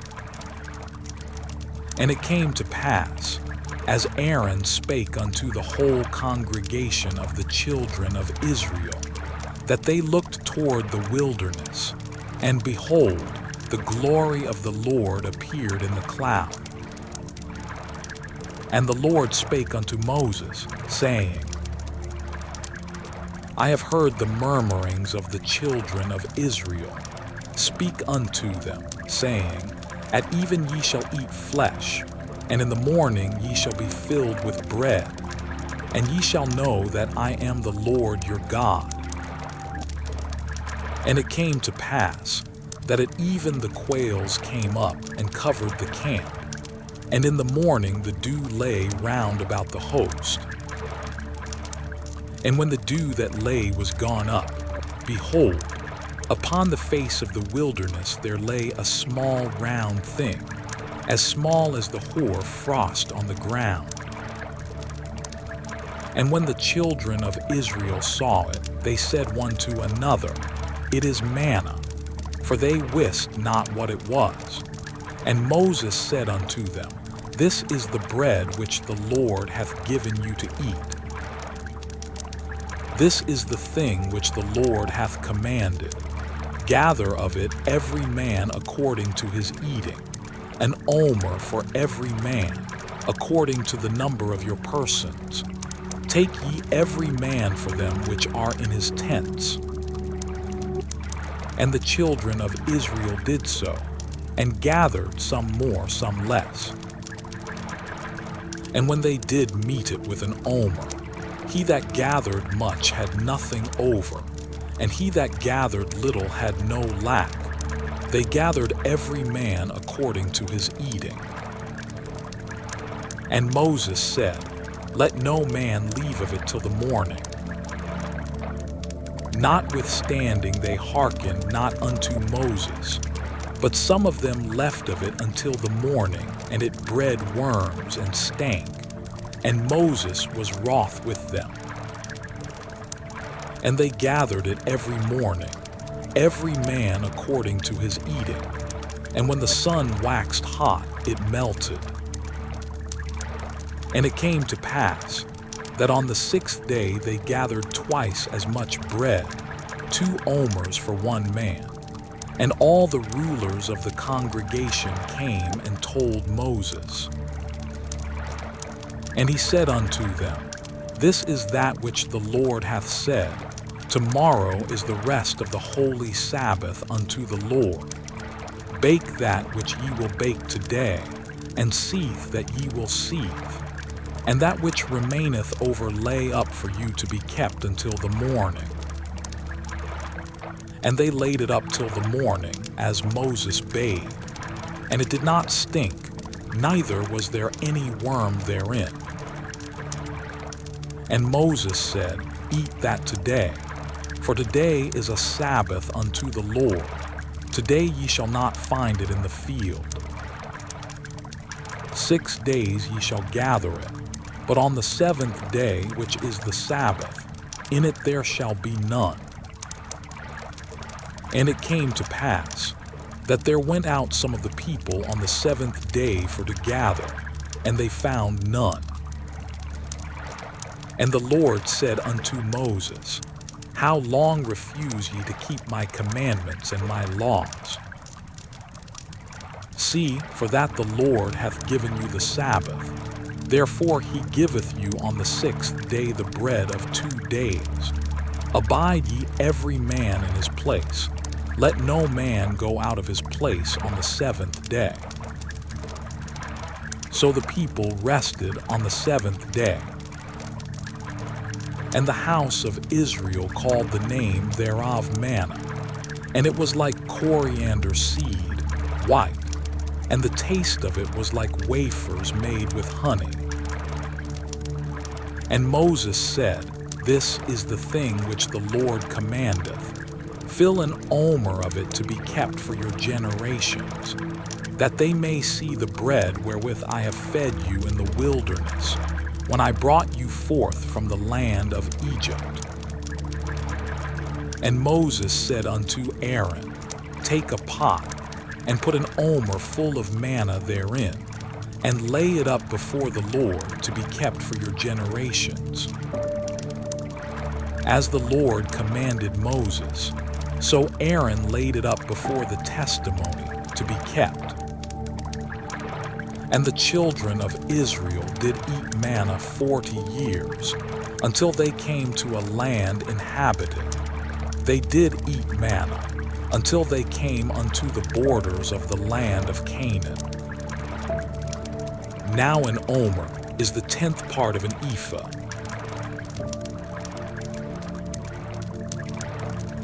And all the congregation of the children of Israel journeyed from the wilderness of Sin, after their journeys, according to the commandment of the Lord, and pitched in Rephidim. And there was no water for the people to drink. Wherefore the people did chide with Moses, and said, Give us water that we may drink. And Moses said unto them, Why chide ye with me? Wherefore do ye tempt the Lord? And the people thirsted there for water. And the people murmured against Moses, and said, Wherefore is this that thou hast brought us up out of Egypt, to kill us and our children and our cattle with thirst? And Moses cried unto the Lord, saying, What shall I do unto this people? They be almost ready to stone me. And the Lord said unto Moses, Go on before the people, and take with thee of the elders of Israel, and thy rod, wherewith thou smotest the river, take in thine hand, and go. Behold, I will stand before thee there upon the rock in Horeb, and thou shalt smite the rock, and there shall come water out of it, that the people may drink. And Moses did so in the sight of the elders of Israel. And he called the name of the place Massah, and Meribah, because of the chiding of the children of Israel, and because they tempted the Lord, saying, Is the Lord among us, or not? Then came Amalek, and fought with Israel in Rephidim. And Moses said unto Joshua, Choose us out men, and go out, fight with Amalek. Tomorrow I will stand on the top of the hill with the rod of God in mine hand. So Joshua did as Moses had said to him, and fought with Amalek. And Moses, Aaron, and Hur went up to the top of the hill. And it came to pass, when Moses held up his hand, that Israel prevailed. And when he let down his hand, Amalek prevailed. But Moses' hands were heavy, and they took a stone and put it under him, and he sat thereon. And Aaron and Hur stayed up his hands, the one on the one side, and the other on the other side.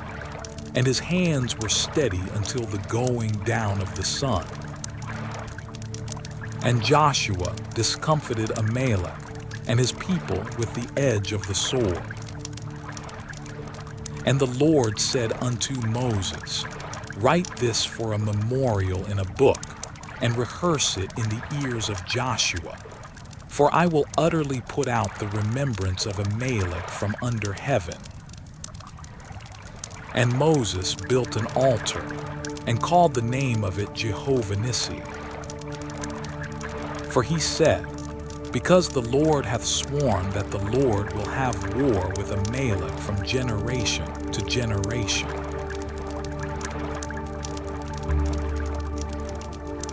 When Jethro, the priest of Midian, Moses' father-in-law, heard of all that God had done for Moses and for Israel his people, and that the Lord had brought Israel out of Egypt. Then Jethro, Moses' father-in-law, took Zipporah, Moses' wife, after he had sent her back, and her 2 sons, of which the name of the one was Gershom, for he said, I have been an alien in a strange land. And the name of the other was Eliezer, for the God of my father, said he, was mine help, and delivered me from the sword of Pharaoh. And Jethro, Moses' father-in-law, came with his sons and his wife unto Moses into the wilderness, where he encamped at the mount of God. And he said unto Moses, I thy father-in-law Jethro am come unto thee, and thy wife, and her 2 sons with her. And Moses went out to meet his father-in-law, and did obeisance, and kissed him. And they asked each other of their welfare, and they came into the tent. And Moses told his father-in-law all that the Lord had done unto Pharaoh, and to the Egyptians for Israel's sake, and all the travail that had come upon them by the way, and how the Lord delivered them. And Jethro rejoiced for all the goodness which the Lord had done to Israel, whom he had delivered out of the hand of the Egyptians. And Jethro said, Blessed be the Lord, who hath delivered you out of the hand of the Egyptians, and out of the hand of Pharaoh, who hath delivered the people from under the hand of the Egyptians. Now I know that the Lord is greater than all gods, for in the thing wherein they dealt proudly he was above them. And Jethro, Moses' father-in-law, took a burnt offering and sacrifices for God. And Aaron came, and all the elders of Israel, to eat bread with Moses, father-in-law, before God. And it came to pass on the morrow, that Moses sat to judge the people, and the people stood by Moses from the morning unto the evening. And when Moses, father-in-law, saw all that he did to the people, he said, What is this thing that thou doest to the people? Why sittest thou thyself alone, and all the people stand by thee from morning unto even? And Moses said unto his father-in-law, Because the people come unto me to inquire of God. When they have a matter, they come unto me, and I judge between one and another, and I do make them know the statutes of God and his laws. And Moses, father-in-law, said unto him, The thing that thou doest is not good. Thou wilt surely wear away, both thou and this people that is with thee, for this thing is too heavy for thee. Thou art not able to perform it thyself alone. Hearken now unto my voice. I will give thee counsel, and God shall be with thee. Be thou for the people to God war, that thou mayest bring the causes unto God. And thou shalt teach them ordinances and laws, and shalt show them the way wherein they must walk, and the work that they must do. Moreover, thou shalt provide out of all the people able men, such as fear God, men of truth, hating covetousness, and place such over them, to be rulers of thousands and rulers of hundreds, rulers of fifties and rulers of tens. And let them judge the people at all seasons. And it shall be, that every great matter they shall bring unto thee, but every small matter they shall judge. So shall it be easier for thyself, and they shall bear the burden with thee. If thou shalt do this thing, and God command thee so, then thou shalt be able to endure, and all this people shall also go to their place in peace. So Moses hearkened to the voice of his father-in-law, and did all that he had said. And Moses chose able men out of all Israel, and made them heads over the people, rulers of thousands, rulers of hundreds, rulers of fifties, and rulers of tens. And they judged the people at all seasons. The hard causes they brought unto Moses, but every small matter they judged themselves. And Moses let his father-in-law depart, and he went his way into his own land.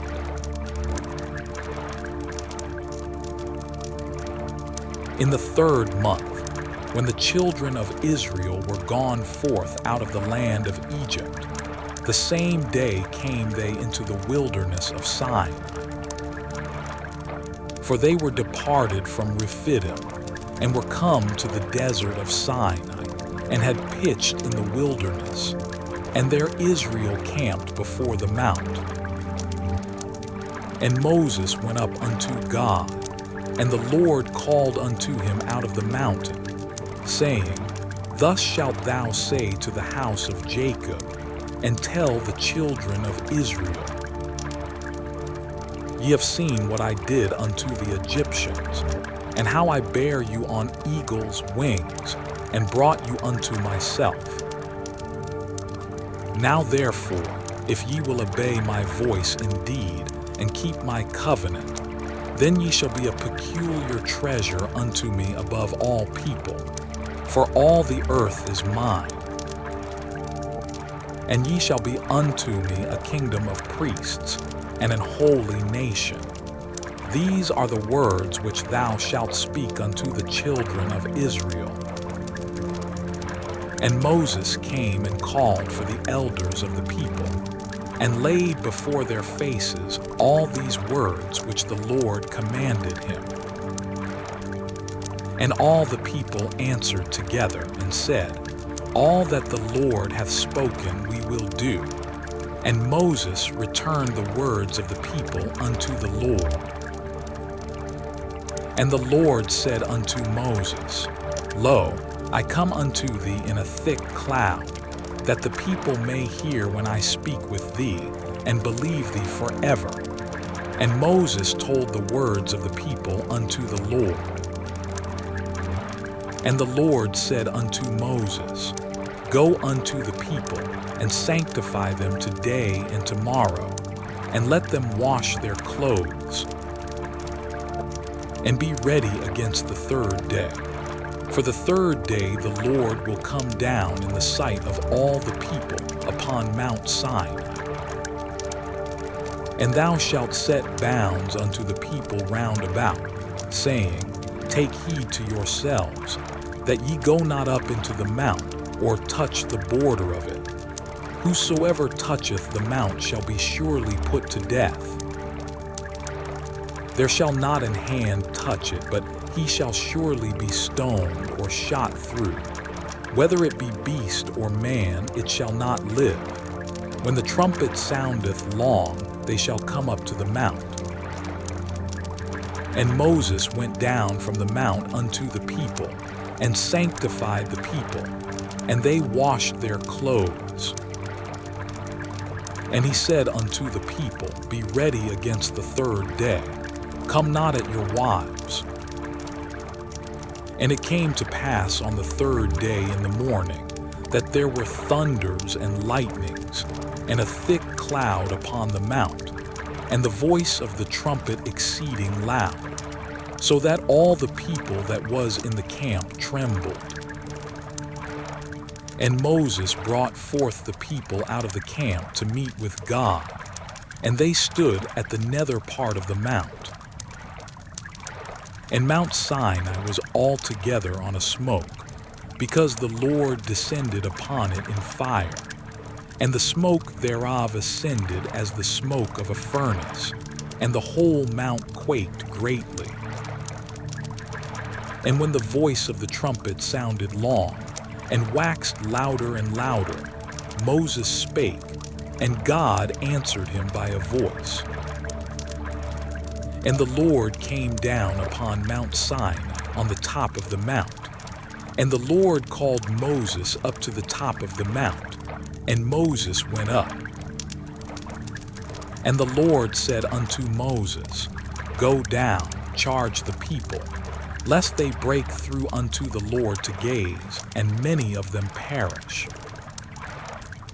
And let the priests also, which come near to the Lord, sanctify themselves, lest the Lord break forth upon them.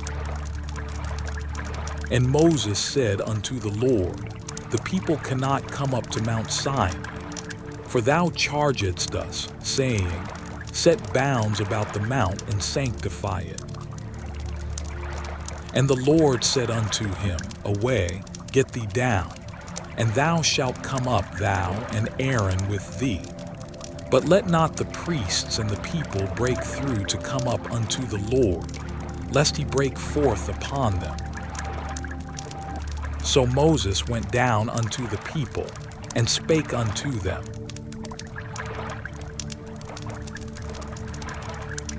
And God spake all these words, saying, I am the Lord thy God, which have brought thee out of the land of Egypt, out of the house of bondage. Thou shalt have no other gods before me. Thou shalt not make unto thee any graven image, or any likeness of anything that is in heaven above, or that is in the earth beneath, or that is in the water under the earth. Thou shalt not bow down thyself to them, nor serve them. For I, the Lord thy God, am a jealous God, visiting the iniquity of the fathers upon the children unto the third and fourth generation of them that hate me, and showing mercy unto thousands of them that love me, and keep my commandments. Thou shalt not take the name of the Lord thy God in vain, for the Lord will not hold him guiltless that taketh his name in vain. Remember the Sabbath day, to keep it holy. 6 days shalt thou labor, and do all thy work. But the 7th day is the Sabbath of the Lord thy God. In it thou shalt not do any work, thou, nor thy son, nor thy daughter, thy manservant, nor thy maidservant, nor thy cattle, nor thy stranger that is within thy gates. For in 6 days the Lord made heaven and earth, the sea, and all that in them is, and rested the 7th day. Wherefore the Lord blessed the Sabbath day and hallowed it. Honor thy father and thy mother, that thy days may be long upon the land which the Lord thy God giveth thee. Thou shalt not kill. Thou shalt not commit adultery. Thou shalt not steal. Thou shalt not bear false witness against thy neighbor. Thou shalt not covet thy neighbor's house. Thou shalt not covet thy neighbor's wife, nor his manservant, nor his maidservant, nor his ox, nor his ass, nor anything that is thy neighbor's. And all the people saw the thunderings, and the lightnings, and the noise of the trumpet, and the mountain smoking. And when the people saw it, they removed and stood afar off. And they said unto Moses, Speak thou with us, and we will hear. But let not God speak with us, lest we die. And Moses said unto the people, Fear not, for God is come to prove you, and that his fear may be before your faces, that ye sin not. And the people stood afar off, and Moses drew near unto the thick darkness where God was. And the Lord said unto Moses, Thus thou shalt say unto the children of Israel, Ye have seen that I have talked with you from heaven. Ye shall not make with me gods of silver, neither shall ye make unto you gods of gold. An altar of earth thou shalt make unto me, and shalt sacrifice thereon thy burnt offerings, and thy peace offerings, thy sheep, and thine oxen. In all places where I record my name I will come unto thee, and I will bless thee. And if thou wilt make me an altar of stone, thou shalt not build it of hewn stone. For if thou lift up thy tool upon it, thou hast polluted it. Neither shalt thou go up by steps unto mine altar, that thy nakedness be not discovered thereon.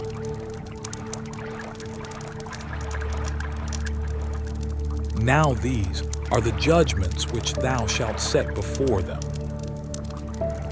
If thou buy an Hebrew servant, 6 years he shall serve, and in the 7th he shall go out free for nothing. If he came in by himself, he shall go out by himself. If he were married, then his wife shall go out with him. If his master have given him a wife, and she have borne him sons or daughters, the wife and her children shall be her master's, and he shall go out by himself. And if the servant shall plainly say, I love my master, my wife, and my children, I will not go out free, then his master shall bring him unto the judges. He shall also bring him to the door, or unto the door post, and his master shall bore his ear through with an awl, and he shall serve him forever. And if a man sell his daughter to be a maidservant, she shall not go out as the manservants do. If she please not her master, who hath betrothed her to himself, then shall he let her be redeemed. To sell her unto a strange nation he shall have no power, seeing he hath dealt deceitfully with her. And if he have betrothed her unto his son, he shall deal with her after the manner of daughters. If he take him another wife, her food, her raiment, and her duty of marriage shall he not diminish. And if he do not these 3 unto her, then shall she go out free without money. He that smiteth a man so that he die shall be surely put to death. And if a man lie not in wait, but God deliver him into his hand, then I will appoint thee a place whither he shall flee. But if a man come presumptuously upon his neighbor to slay him with guile, thou shalt take him from mine altar, that he may die. And he that smiteth his father or his mother shall be surely put to death. And he that stealeth a man and selleth him, or if he be found in his hand, he shall surely be put to death. And he that curseth his father or his mother shall surely be put to death. And if men strive together, and one smite another with a stone, or with his fist, and he die not, but keepeth his bed. If he rise again and walk abroad upon his staff, then shall he that smote him be quit. Only he shall pay for the loss of his time, and shall cause him to be thoroughly healed. And if a man smite his servant or his maid with a rod, and he die under his hand, he shall be surely punished. Notwithstanding, if he continue a day or two, he shall not be punished, for he is his money. If men strive and hurt a woman with child, so that her fruit depart from her, and yet no mischief follow, he shall be surely punished, according as the woman's husband will lay upon him, and he shall pay as the judges determine. And if any mischief follow, then thou shalt give life for life, eye for eye, tooth for tooth, hand for hand, foot for foot, burning for burning, wound for wound, stripe for stripe. And if a man smite the eye of his servant, or the eye of his maid, that it perish, he shall let him go free for his eye's sake. And if he smite out his manservant's tooth, or his maidservant's tooth, he shall let him go free for his tooth's sake. If an ox gore a man or a woman that they die, then the ox shall be surely stoned, and his flesh shall not be eaten, but the owner of the ox shall be quit. But if the ox were wont to push with his horn in time past, and it hath been testified to his owner, and he hath not kept him in, but that he hath killed a man or a woman, the ox shall be stoned, and his owner also shall be put to death. If there be laid on him a sum of money, then he shall give for the ransom of his life whatsoever is laid upon him. Whether he have gored a son, or have gored a daughter, according to this judgment shall it be done unto him. If the ox shall push a manservant or a maidservant, he shall give unto their master 30 shekels of silver, and the ox shall be stoned. And if a man shall open a pit, or if a man shall dig a pit and not cover it, and an ox or an ass fall therein, the owner of the pit shall make it good, and give money unto the owner of them, and the dead beast shall be his. And if one man's ox hurt another's that he die, then they shall sell the live ox and divide the money of it, and the dead ox also they shall divide. Or if it be known that the ox hath used to push in time past, and his owner hath not kept him in, he shall surely pay ox for ox, and the dead shall be his own.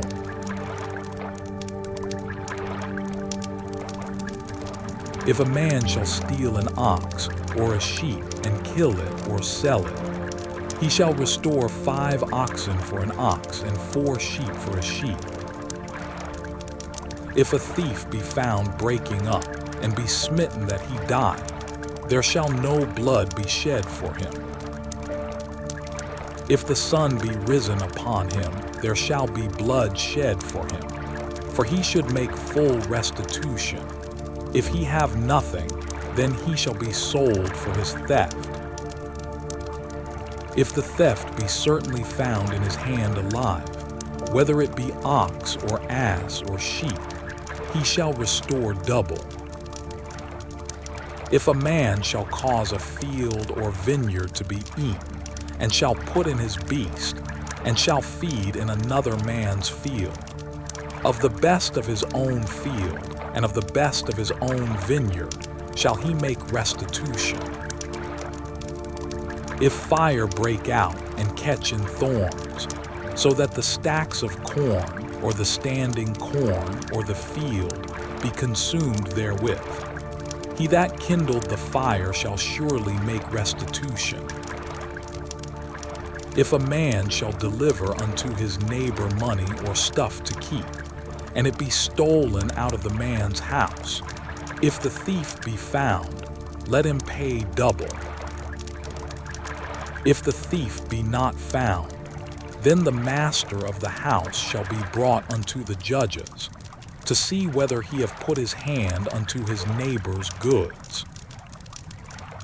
For all manner of trespass, whether it be for ox, for ass, for sheep, for raiment, or for any manner of lost thing which another challengeth to be his, the cause of both parties shall come before the judges, and whom the judges shall condemn, he shall pay double unto his neighbor.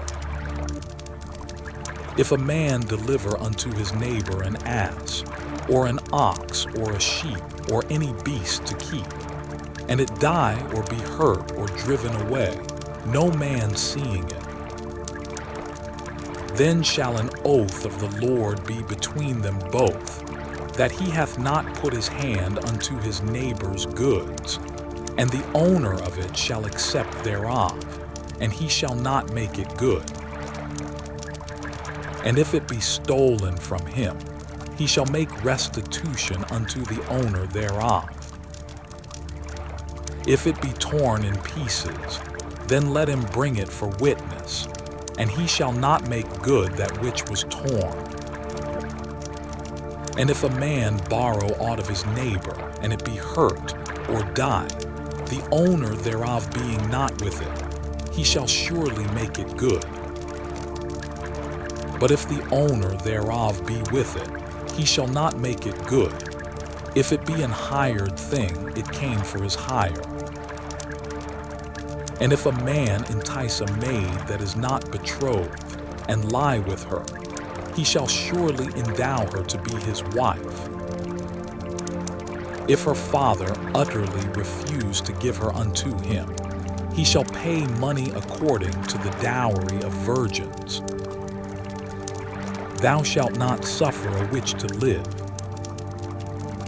Whosoever lieth with a beast shall surely be put to death.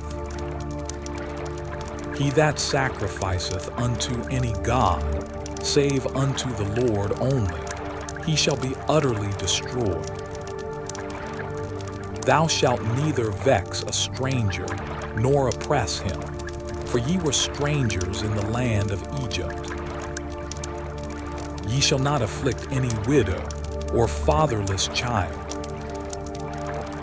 If thou afflict them in any wise, and they cry at all unto me, I will surely hear their cry. And my wrath shall wax hot, and I will kill you with the sword. And your wives shall be widows, and your children fatherless. If thou lend money to any of my people that is poor by thee, thou shalt not be to him as an usurer, neither shalt thou lay upon him usury. If thou at all take thy neighbor's raiment to pledge, thou shalt deliver it unto him by that the sun goeth down. For that is his covering only, it is his raiment for his skin. Wherein shall he sleep? And it shall come to pass when he crieth unto me that I will hear, for I am gracious. Thou shalt not revile the gods, nor curse the ruler of thy people. Thou shalt not delay to offer the first of thy ripe fruits, and of thy liquors. The firstborn of thy sons shalt thou give unto me. Likewise shalt thou do with thine oxen, and with thy sheep. 7 days it shall be with his dam. On the 8th day thou shalt give it me.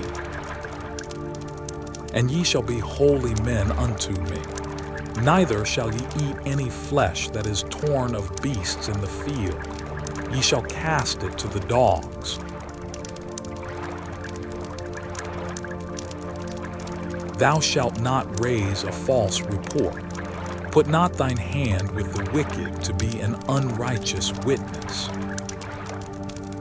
Thou shalt not follow a multitude to do evil, neither shalt thou speak in a cause to decline after many to wrest judgment. Neither shalt thou countenance a poor man in his cause. If thou meet thine enemy's ox or his ass going astray, thou shalt surely bring it back to him again. If thou see the ass of him that hateth thee lying under his burden, and wouldest forbear to help him, thou shalt surely help with him. Thou shalt not wrest the judgment of thy poor in his cause. Keep thee far from a false matter, and the innocent and righteous slay thou not, for I will not justify the wicked. And thou shalt take no gift, for the gift blindeth the wise, and perverteth the words of the righteous. Also thou shalt not oppress a stranger, for ye know the heart of a stranger, seeing ye were strangers in the land of Egypt. And 6 years thou shalt sow thy land, and shalt gather in the fruits thereof. But the 7th year thou shalt let it rest and lie still, that the poor of thy people may eat, and what they leave the beasts of the field shall eat. In like manner thou shalt deal with thy vineyard and with thy olive vineyard. 6 days thou shalt do thy work, and on the 7th day thou shalt rest, that thine ox and thine ass may rest, and the son of thy handmaid and the stranger may be refreshed. And in all things that I have said unto you be circumspect, and make no mention of the name of other gods, neither let it be heard out of thy mouth. 3 times thou shalt keep a feast unto me in the year. Thou shalt keep the feast of unleavened bread.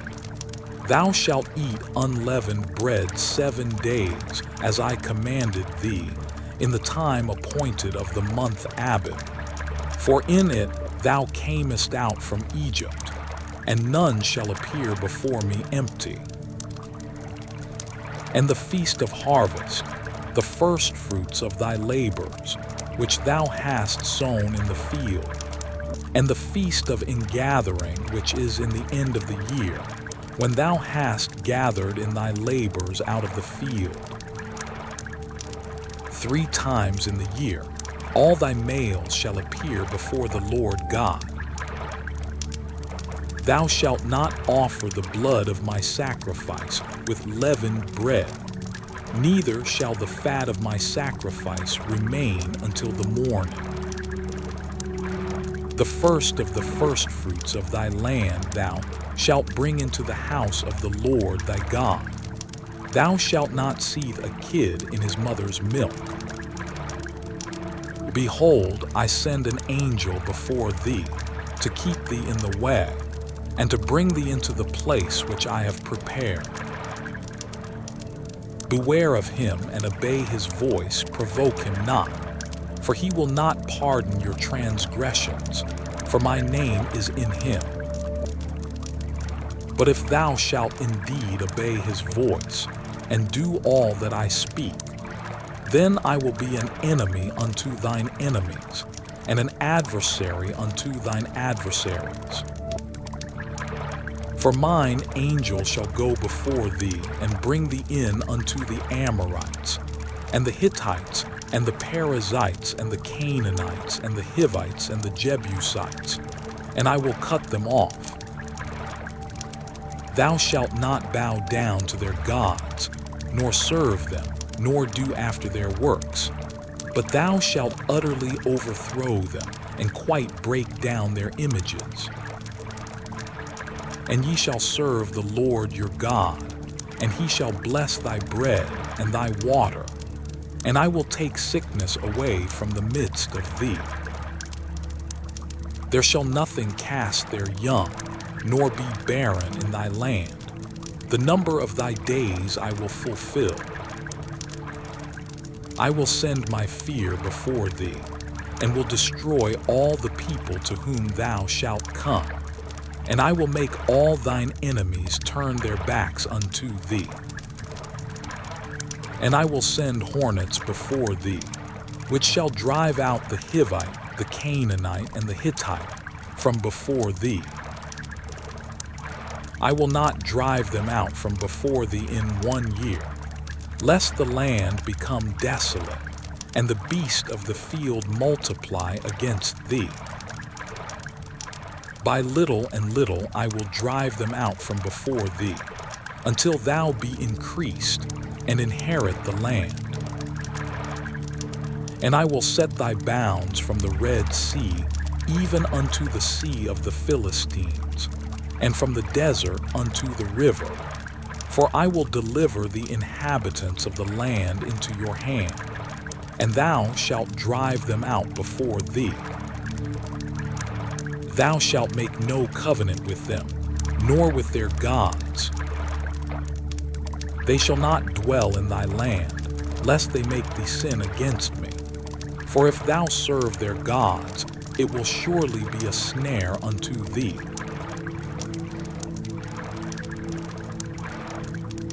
And he said unto Moses, Come up unto the Lord, thou and Aaron, Nadab and Abihu, and 70 of the elders of Israel, and worship ye afar off.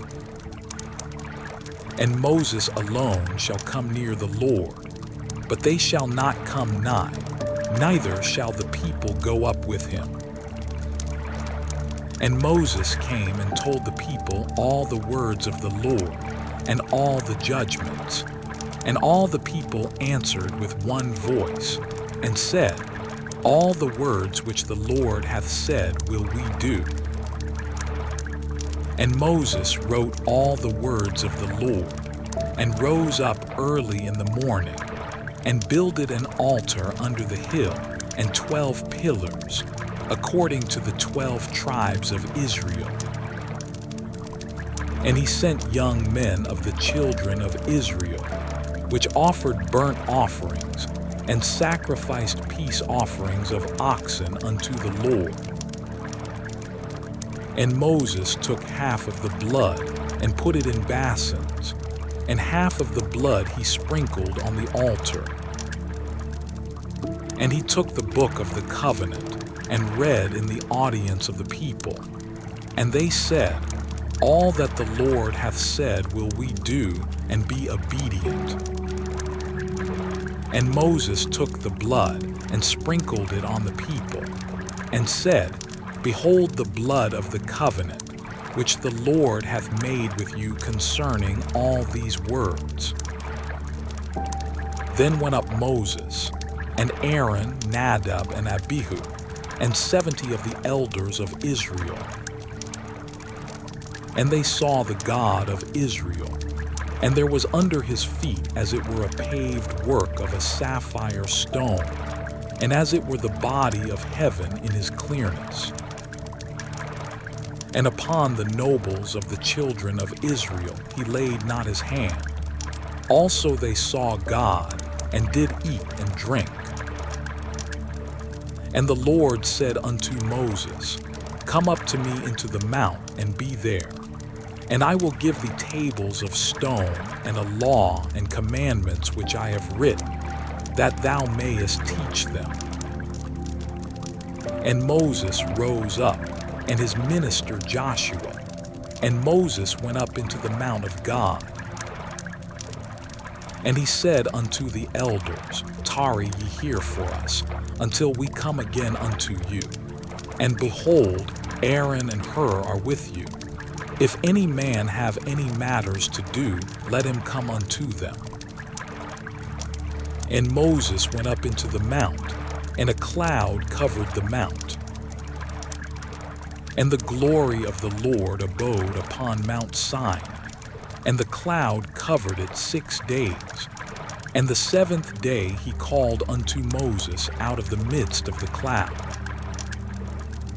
And the sight of the glory of the Lord was like devouring fire on the top of the mount, in the eyes of the children of Israel. And Moses went into the midst of the cloud, and gat him up into the mount. And Moses was in the mount 40 days and 40 nights. And the Lord spake unto Moses, saying, Speak unto the children of Israel, that they bring me an offering.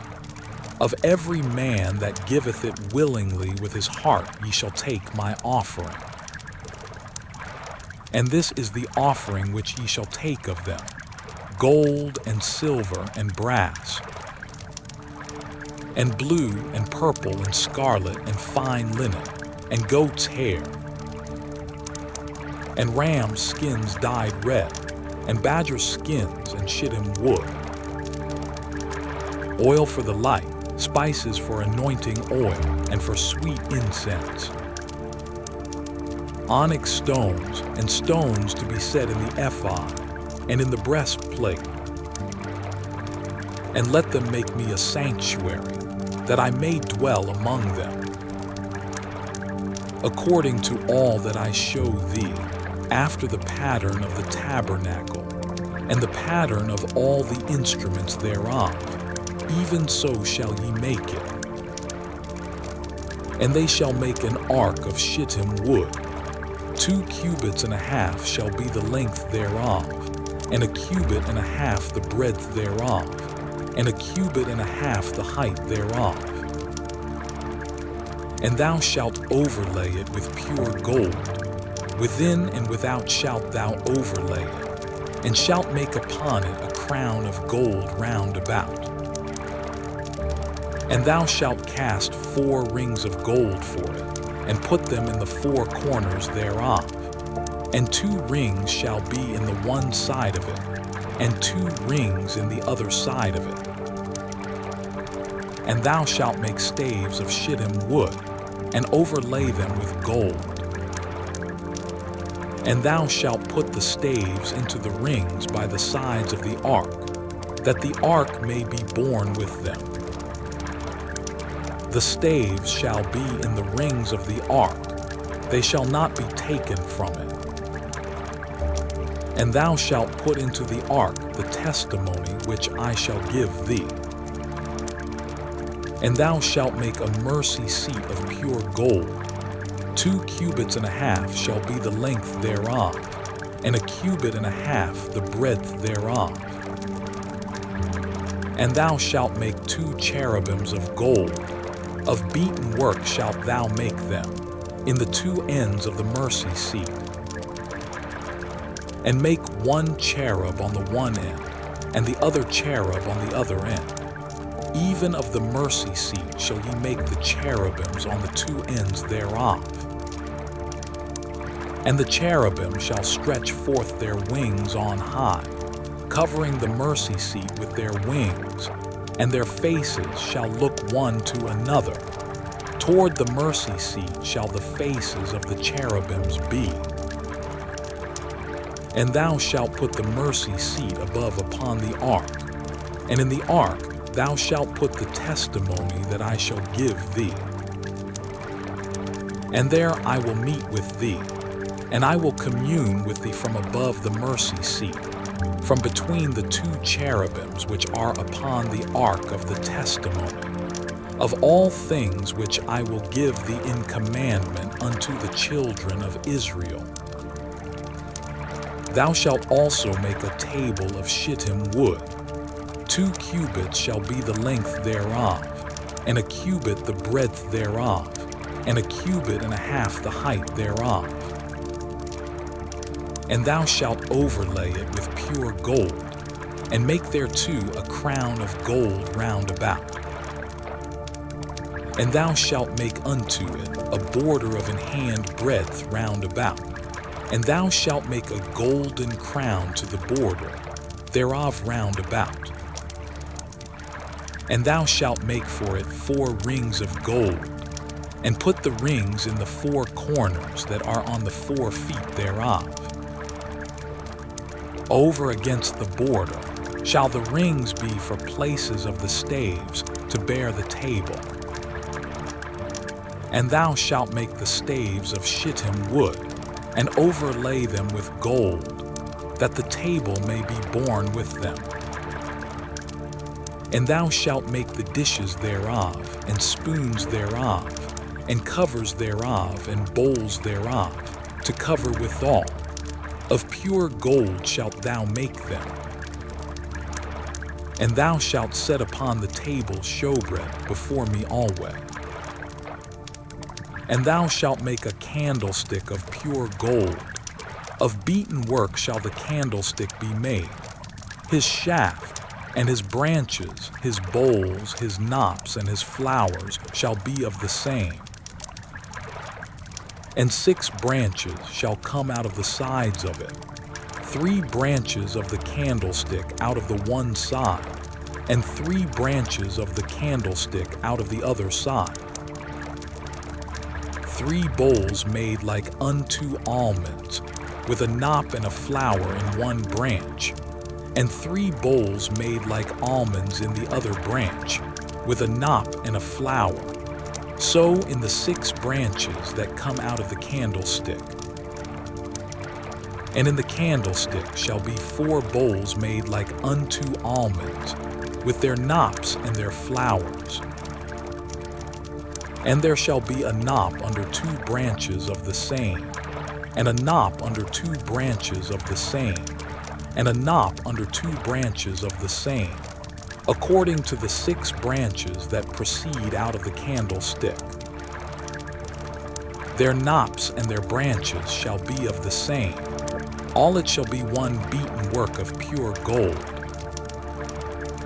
And thou shalt make the 7 lamps thereof, and they shall light the lamps thereof, that they may give light over against it. And the tongs thereof, and the snuff dishes thereof, shall be of pure gold. Of a talent of pure gold shall he make it, with all these vessels. And look that thou make them after their pattern, which was showed thee in the mount.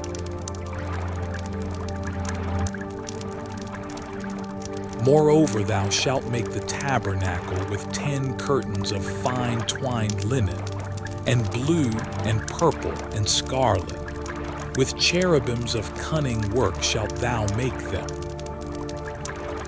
The length of one curtain shall be 28 cubits, and the breadth of one curtain 4 cubits, and every one of the curtains shall have one measure. The 5 curtains shall be coupled together one to another, and other 5 curtains shall be coupled one to another. And thou shalt make loops of blue upon the edge of the one curtain from the selvedge in the coupling. And likewise shalt thou make in the uttermost edge of another curtain, in the coupling of the second. 50 loops shalt thou make in the one curtain, and 50 loops shalt thou make in the edge of the curtain that is in the coupling of the second, that the loops may take hold one of another. And thou shalt make 50 tacks of gold, and couple the curtains together with the tacks, and it shall be one tabernacle. And thou shalt make curtains of goat's hair to be a covering upon the tabernacle. 11 curtains shalt thou make. The length of one curtain shall be 30 cubits, and the breadth of one curtain 4 cubits, and the 11 curtains shall be all of one measure. And thou shalt couple 5 curtains by themselves, and 6 curtains by themselves, and shalt double the 6th curtain in the forefront of the tabernacle. And thou shalt make 50 loops on the edge of the one curtain that is outmost in the coupling, and 50 loops in the edge of the curtain which coupleth the second. And thou shalt make 50 tacks of brass, and put the tacks into the loops, and couple the tent together, that it may be one. And the remnant that remaineth of the curtains of the tent, The half curtain that remaineth shall hang over the backside of the tabernacle, and a cubit on the one side, and a cubit on the other side of that which remaineth in the length of the curtains of the tent. It shall hang over the sides of the tabernacle on this side, and on that side, to cover it. And thou shalt make a covering for the tent of ram's skins dyed red, and a covering above of badger's skins. And thou shalt make boards for the tabernacle of shittim, wood standing up. 10 cubits shall be the length of a board, and a cubit and a half shall be the breadth of one board. 2 tenons shall there be in one board, set in order one against another. Thus shalt thou make for all the boards of the tabernacle. And thou shalt make the boards for the tabernacle, 20 boards on the south side southward. And thou shalt make 40 sockets of silver under the 20 boards, 2 sockets under one board for his 2 tenons, and 2 sockets under another board for his 2 tenons. And for the second side of the tabernacle on the north side, there shall be 20 boards, and there 40 sockets of silver, 2 sockets under one board, and 2 sockets under another board. And for the sides of the tabernacle westward, thou shalt make 6 boards. And 2 boards shalt thou make for the corners of the tabernacle in the 2 sides. And they shall be coupled together beneath, and they shall be coupled together above the head of it unto one ring. Thus shall it be for them both. They shall be for the 2 corners.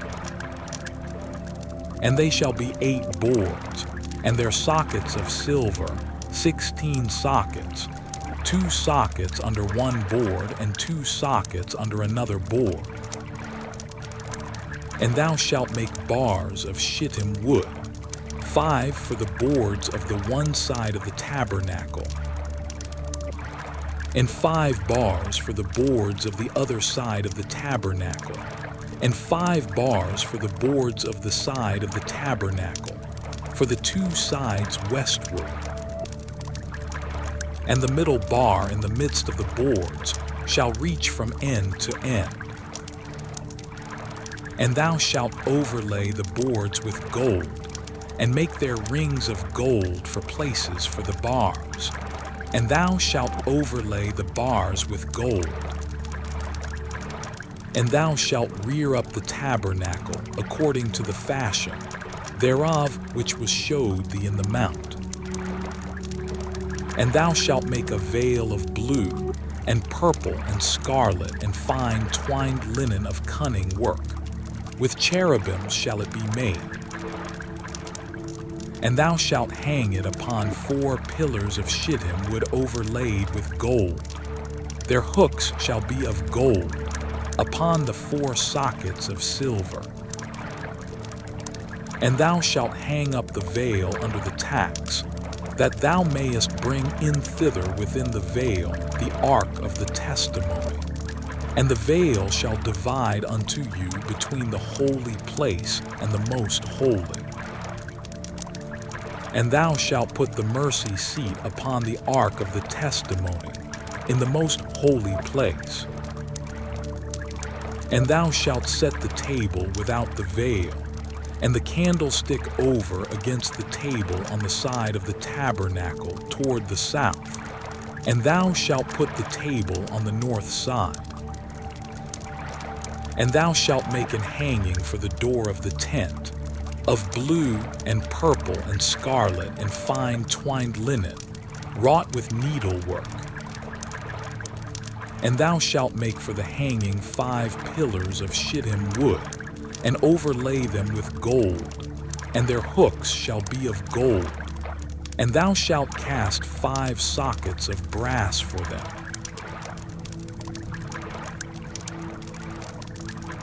And thou shalt make an altar of shittim wood, 5 cubits long and 5 cubits broad. The altar shall be 4 square, and the height thereof shall be 3 cubits. And thou shalt make the horns of it upon the 4 corners thereof. His horns shall be of the same, and thou shalt overlay it with brass. And thou shalt make his pans to receive his ashes, and his shovels, and his basins, and his flesh hooks, and his fire pans. All the vessels thereof thou shalt make of brass.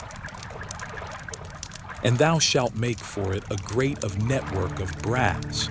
And upon the net shalt thou make 4 brazen rings in the 4 corners thereof.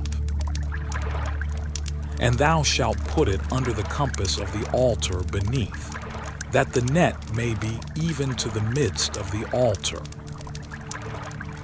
And thou shalt make staves for the altar, staves of shittim wood, and overlay them with brass. And the staves shall be put into the rings, and the staves shall be upon the 2 sides of the altar to bear it. Hollow with boards shalt thou make it, as it was showed thee in the mount, so shall they make it. And thou shalt make the court of the tabernacle. For the south side southward there shall be hangings for the court of fine twined linen of 100 cubits long for one side. And the 20 pillars thereof and their 20 sockets shall be of brass. The hooks of the pillars and their fillets shall be of silver. And likewise for the north side in length there shall be hangings of 100 cubits long, and his 20 pillars and their 20 sockets of brass, the hooks of the pillars and their fillets of silver. And for the breadth of the court on the west side shall be hangings of 50 cubits, their pillars 10, and their sockets 10. And the breadth of the court on the east side eastward shall be 50 cubits. The hangings of one side of the gate shall be 15 cubits, their pillars 3, and their sockets 3. And on the other side shall be hangings 15 cubits, their pillars 3, and their sockets 3. And for the gate of the court shall be an hanging of 20 cubits, of blue and purple and scarlet and fine twined linen, wrought with needlework. And their pillars shall be 4, and their sockets 4. All the pillars round about the court shall be filleted with silver. Their hooks shall be of silver, and their sockets of brass. The length of the court shall be 100 cubits, and the breadth 50 everywhere, and the height 5 cubits of fine twined linen, and their sockets of brass. All the vessels of the tabernacle in all the service thereof, and all the pins thereof, and all the pins of the court shall be of brass. And thou shalt command the children of Israel that they bring the pure oil olive beaten for the light, to cause the lamp to burn always. In the tabernacle of the congregation without the veil, which is before the testimony, Aaron and his sons shall order it from evening to morning before the Lord. It shall be a statute forever unto their generations on the behalf of the children of Israel.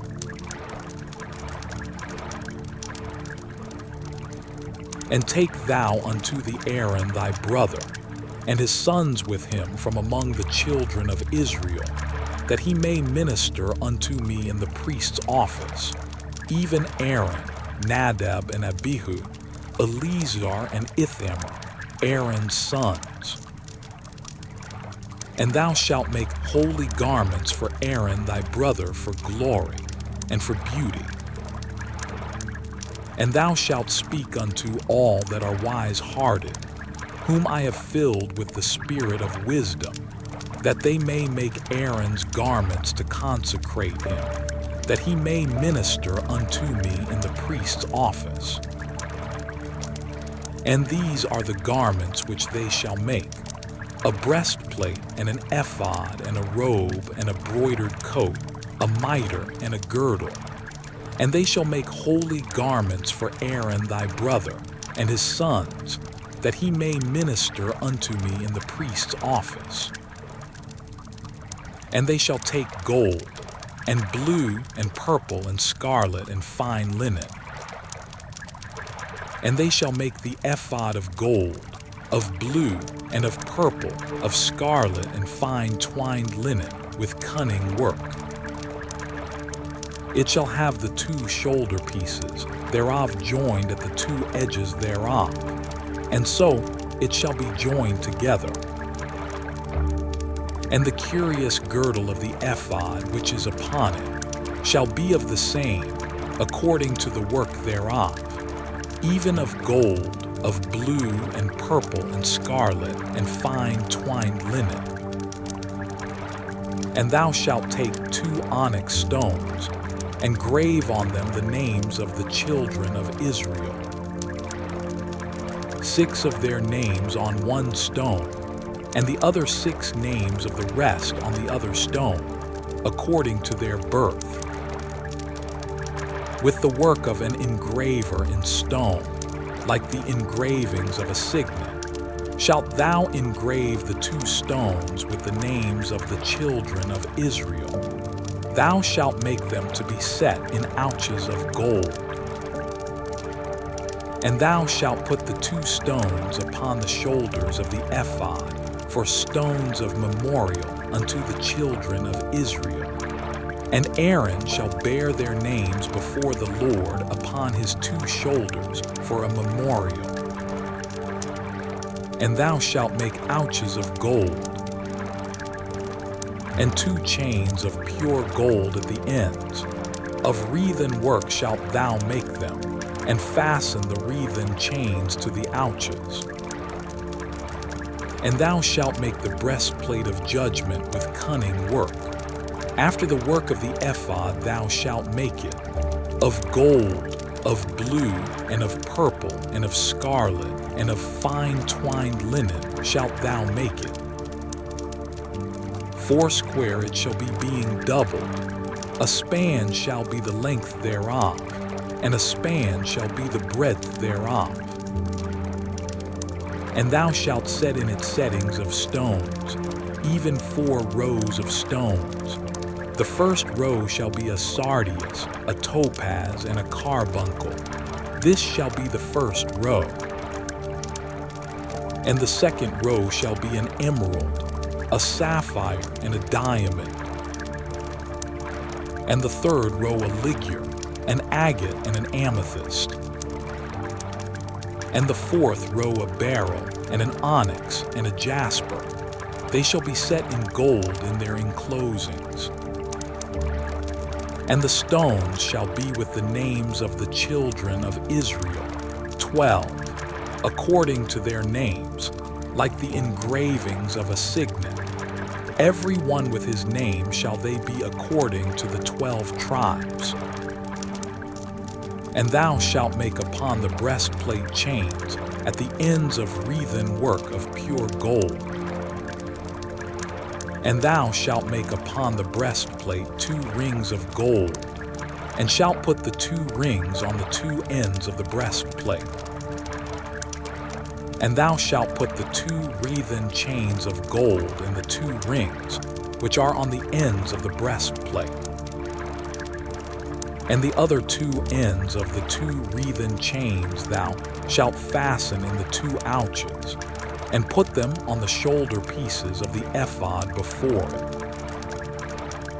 And thou shalt make 2 rings of gold, and thou shalt put them upon the 2 ends of the breastplate in the border thereof, which is in the side of the ephod inward. And 2 other rings of gold thou shalt make, and shalt put them on the 2 sides of the ephod underneath, toward the forepart thereof.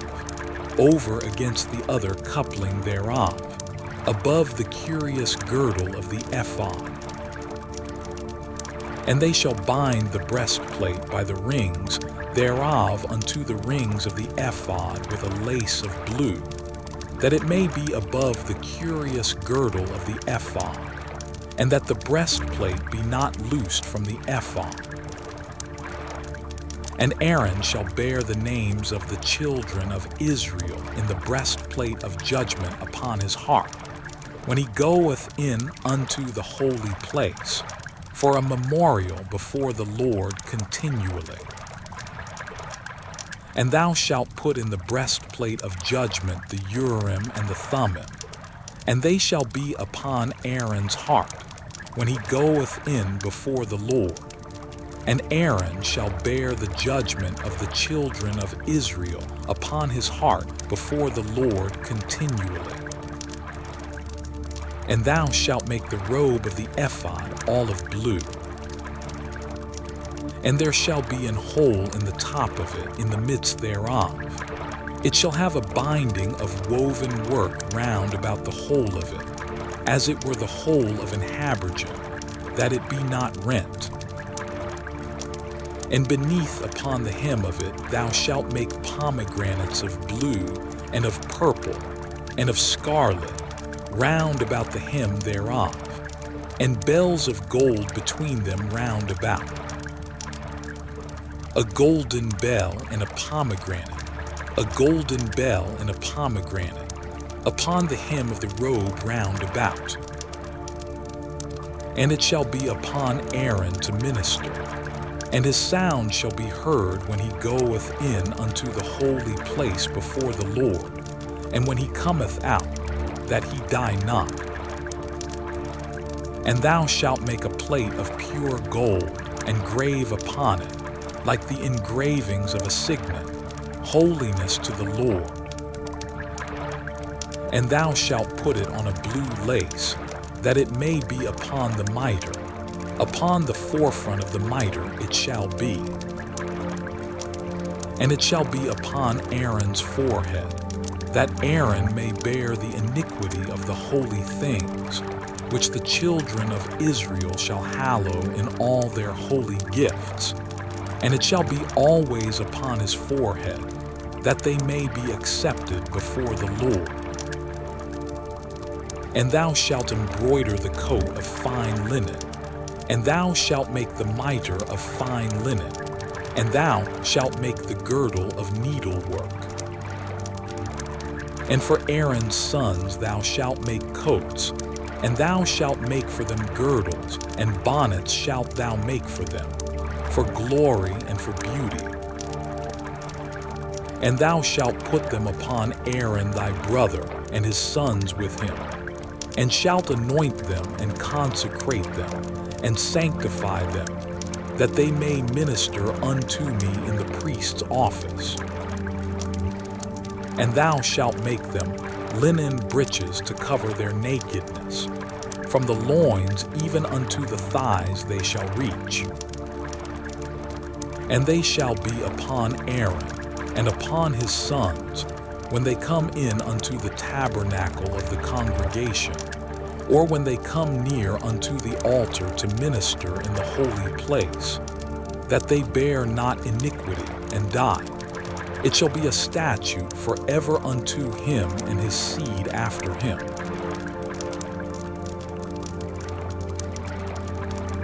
And this is the thing that thou shalt do unto them to hallow them, to minister unto me in the priest's office. Take one young bullock, and 2 rams without blemish,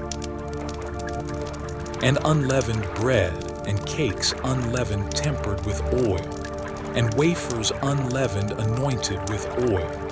Of wheaten flour shalt thou make them. And thou shalt put them into one basket, and bring them in the basket, with the bullock and the 2 rams. And Aaron and his sons thou shalt bring unto the door of the tabernacle of the congregation, and shalt wash them with water. And thou shalt take the garments, and put upon Aaron the coat, and the robe of the ephod, and the ephod and the breastplate, and gird him with the curious girdle of the ephod. And thou shalt put the mitre upon his head, and put the holy crown upon the mitre. Then shalt thou take the anointing oil, and pour it upon his head, and anoint him. And thou shalt bring his sons, and put coats upon them.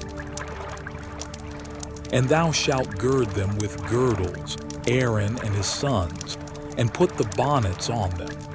And the priest's office shall be theirs for a perpetual statute. And thou shalt consecrate Aaron and his sons.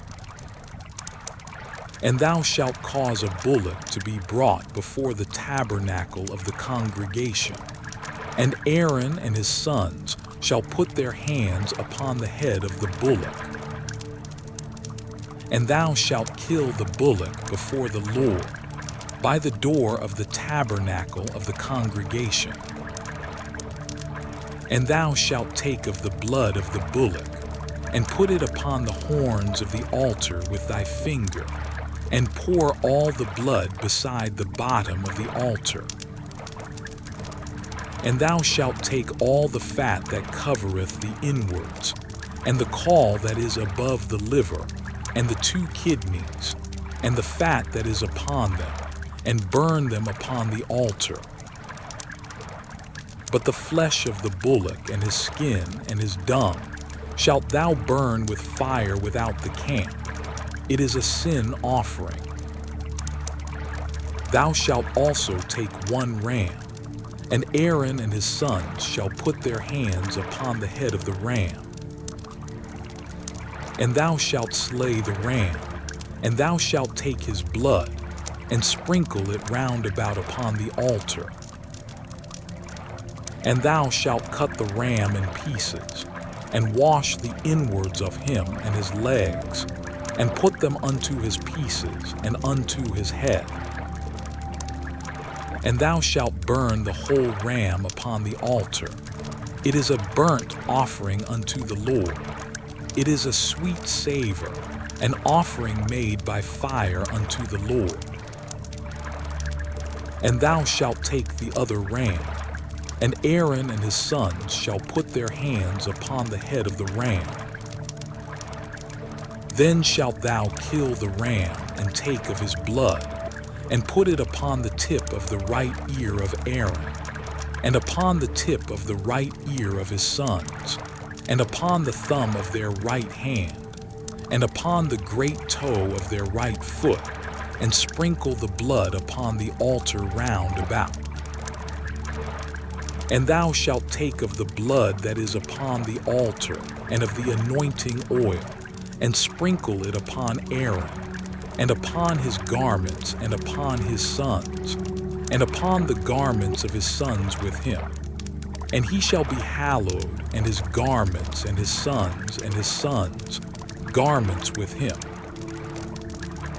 Also thou shalt take of the ram the fat and the rump, and the fat that covereth the inwards, and the caul above the liver, and the 2 kidneys, and the fat that is upon them, and the right shoulder, for it is a ram of consecration.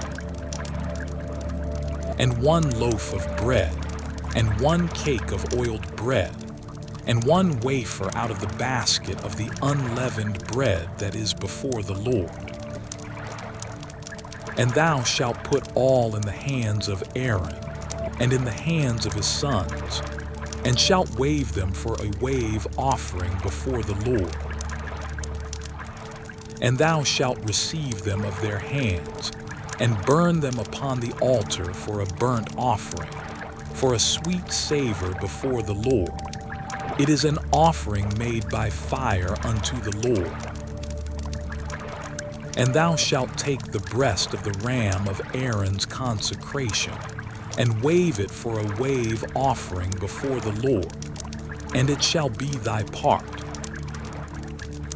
And thou shalt sanctify the breast of the wave offering, and the shoulder of the heave offering, which is waved, and which is heaved up, of the ram of the consecration, even of that which is for Aaron, and of that which is for his sons. And it shall be Aaron and his sons, by a statute forever from the children of Israel. For it is an heave offering, and it shall be an heave offering from the children of Israel of the sacrifice of their peace offerings, even their heave offering unto the Lord. And the holy garments of Aaron shall be his sons, after him, to be anointed therein, and to be consecrated in them. And that son that is priest in his stead shall put them on 7 days, when he cometh into the tabernacle of the congregation to minister in the holy place. And thou shalt take the ram of the consecration, and seethe his flesh in the holy place. And Aaron and his sons shall eat the flesh of the ram, and the bread that is in the basket, by the door of the tabernacle of the congregation. And they shall eat those things wherewith the atonement was made, to consecrate and to sanctify them. But a stranger shall not eat thereof, because they are holy. And if aught of the flesh of the consecrations, or of the bread, remain unto the morning, then thou shalt burn the remainder with fire. It shall not be eat, because it is holy. And thus shalt thou do unto Aaron and to his sons, according to all things which I have commanded thee. 7 days shalt thou consecrate them. And thou shalt offer every day a bullock for a sin offering for atonement. And thou shalt cleanse the altar, when thou hast made an atonement for it, and thou shalt anoint it to sanctify it. 7 days thou shalt make an atonement for the altar, and sanctify it. And it shall be an altar most holy. Whatsoever toucheth the altar shall be holy. Now this is that which thou shalt offer upon the altar: 2 lambs of the first year day by day continually. The 1 lamb thou shalt offer in the morning, and the other lamb thou shalt offer at even. And with the 1 lamb, 1/10 deal of flour mingled with the 4th part of an hin of beaten oil, and the 4th part of an hin of wine for a drink offering. And the other lamb thou shalt offer at even, and shalt do thereto according to the meat offering of the morning, and according to the drink offering thereof, for a sweet savor, an offering made by fire unto the Lord. This shall be a continual burnt offering throughout your generations at the door of the tabernacle of the congregation before the Lord, where I will meet you, to speak there unto thee. And there I will meet with the children of Israel, and the tabernacle shall be sanctified by my glory. And I will sanctify the tabernacle of the congregation, and the altar.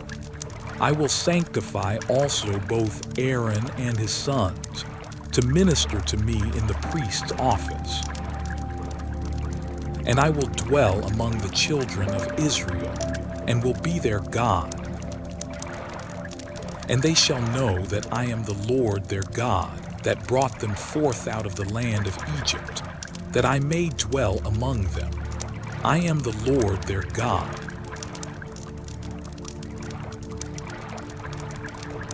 And thou shalt make an altar to burn incense upon.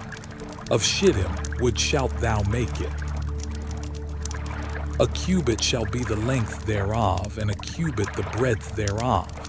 4 shall it be, and 2 cubits shall be the height thereof. The horns thereof shall be of the same. And thou shalt overlay it with pure gold, the top thereof, and the sides thereof round about, and the horns thereof. And thou shalt make unto it a crown of gold round about. And 2 golden rings shalt thou make to it under the crown of it, by the 2 corners thereof. Upon the 2 sides of it shalt thou make it, and they shall be for places for the staves to bear it withal. And thou shalt make the staves of shittim wood, and overlay them with gold. And thou shalt put it before the veil that is by the ark of the testimony, before the mercy seat that is over the testimony, where I will meet with thee. And Aaron shall burn thereon sweet incense every morning. When he dresseth the lamps, he shall burn incense upon it. And when Aaron lighteth the lamps at even, he shall burn incense upon it, a perpetual incense before the Lord throughout your generations. Ye shall offer no strange incense thereon, nor burnt sacrifice, nor meat offering, neither shall ye pour drink offering thereon. And Aaron shall make an atonement upon the horns of it once in a year, with the blood of the sin offering of atonements.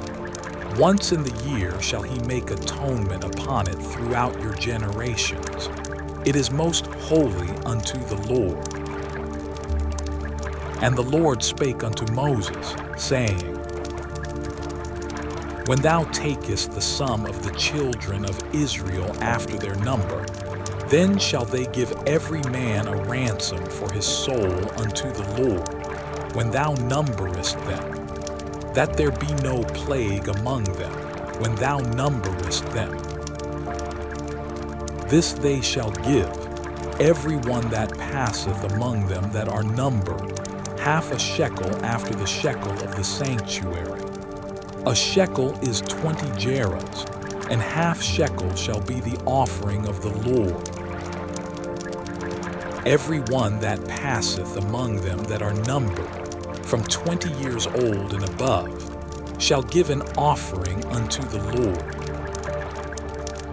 The rich shall not give more, and the poor shall not give less than half a shekel, when they give an offering unto the Lord, to make an atonement for your souls.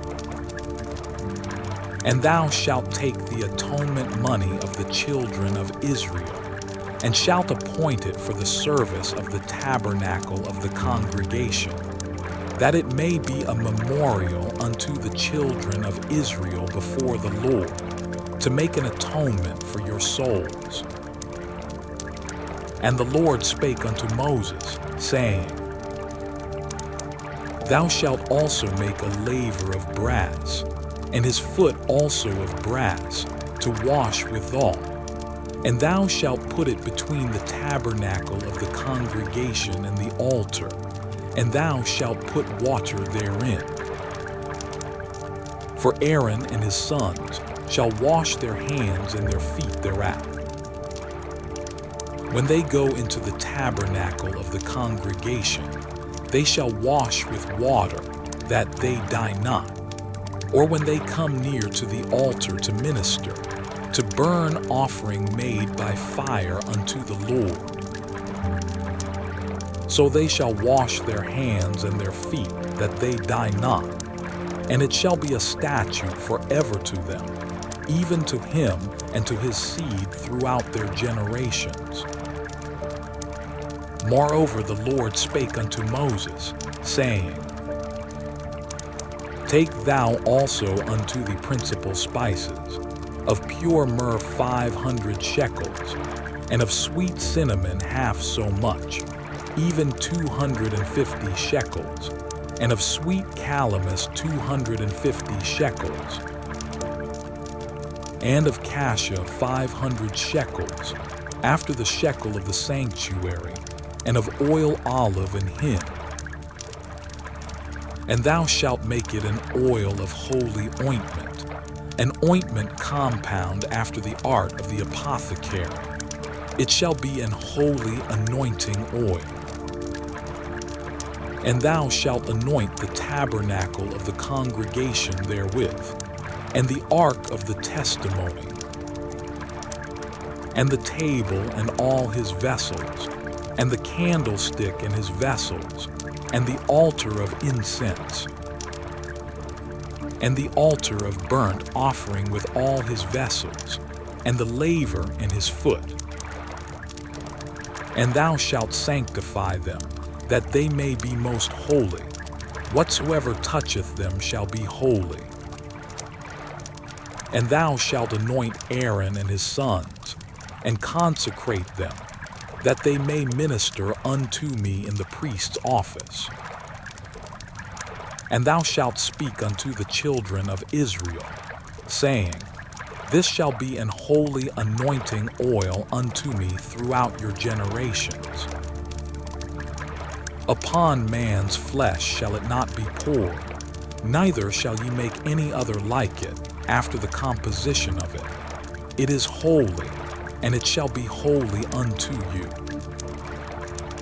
Whosoever compoundeth any like it, or whosoever putteth any of it upon a stranger, shall even be cut off from his people. And the Lord said unto Moses, Take unto thee sweet spices, stacte and onycha and galbanum, these sweet spices with pure frankincense. Of each shall there be a like weight. And thou shalt make it a perfume, a confection after the art of the apothecary, tempered together, pure and holy. And thou shalt beat some of it very small, and put of it before the testimony in the tabernacle of the congregation, where I will meet with thee. It shall be unto you most holy. And as for the perfume which thou shalt make, ye shall not make to yourselves according to the composition thereof. It shall be unto thee holy for the Lord. Whosoever shall make like unto that, to smell thereto, shall even be cut off from his people.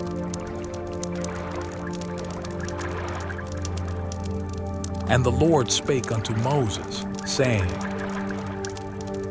See, I have called by name Bezaleel the son of Uri, the son of Hur, of the tribe of Judah. And I have filled him with the Spirit of God, in wisdom, and in understanding, and in knowledge, and in all manner of workmanship, to devise cunning works, to work in gold, and in silver, and in brass, and in cutting of stones, to set them, and in carving of timber, to work in all manner of workmanship. And I, behold, I have given with him Aholiab, the son of Ahisamach of the tribe of Dan. And in the hearts of all that are wise-hearted I have put wisdom, that they may make all that I have commanded thee. The tabernacle of the congregation, and the ark of the testimony, and the mercy seat that is thereupon, and all the furniture of the tabernacle, and the table and his furniture, and the pure candlestick with all his furniture, and the altar of incense, and the altar of burnt offering with all his furniture, and the laver and his foot, and the cloths of service, and the holy garments for Aaron the priest, and the garments of his sons, to minister in the priest's office, and the anointing oil, and sweet incense for the holy place. According to all that I have commanded thee shall they do. And the Lord spake unto Moses, saying, Speak thou also unto the children of Israel, saying, Verily my Sabbaths ye shall keep, for it is a sign between me and you throughout your generations, that ye may know that I am the Lord that doth sanctify you. Ye shall keep the Sabbath therefore, for it is holy unto you. Everyone that defileth it shall surely be put to death. For whosoever doeth any work therein, that soul shall be cut off from among his people. 6 days may work be done, but in the seventh is the Sabbath of rest, holy to the Lord. Whosoever doeth any work in the Sabbath day, he shall surely be put to death. Wherefore the children of Israel shall keep the Sabbath, to observe the Sabbath throughout their generations, for a perpetual covenant. It is a sign between me and the children of Israel forever. For in 6 days the Lord made heaven and earth, and on the seventh day he rested and was refreshed. And he gave unto Moses, when he had made an end of communing with him upon Mount Sinai, 2 tables of testimony, tables of stone, written with the finger of God.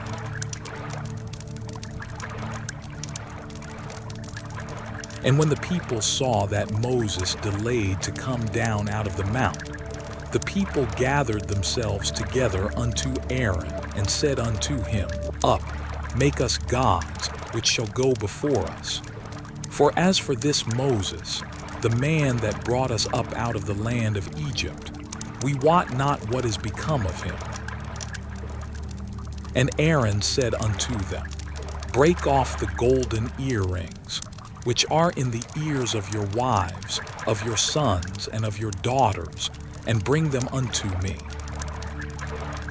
And all the people brake off the golden earrings which were in their ears, and brought them unto Aaron.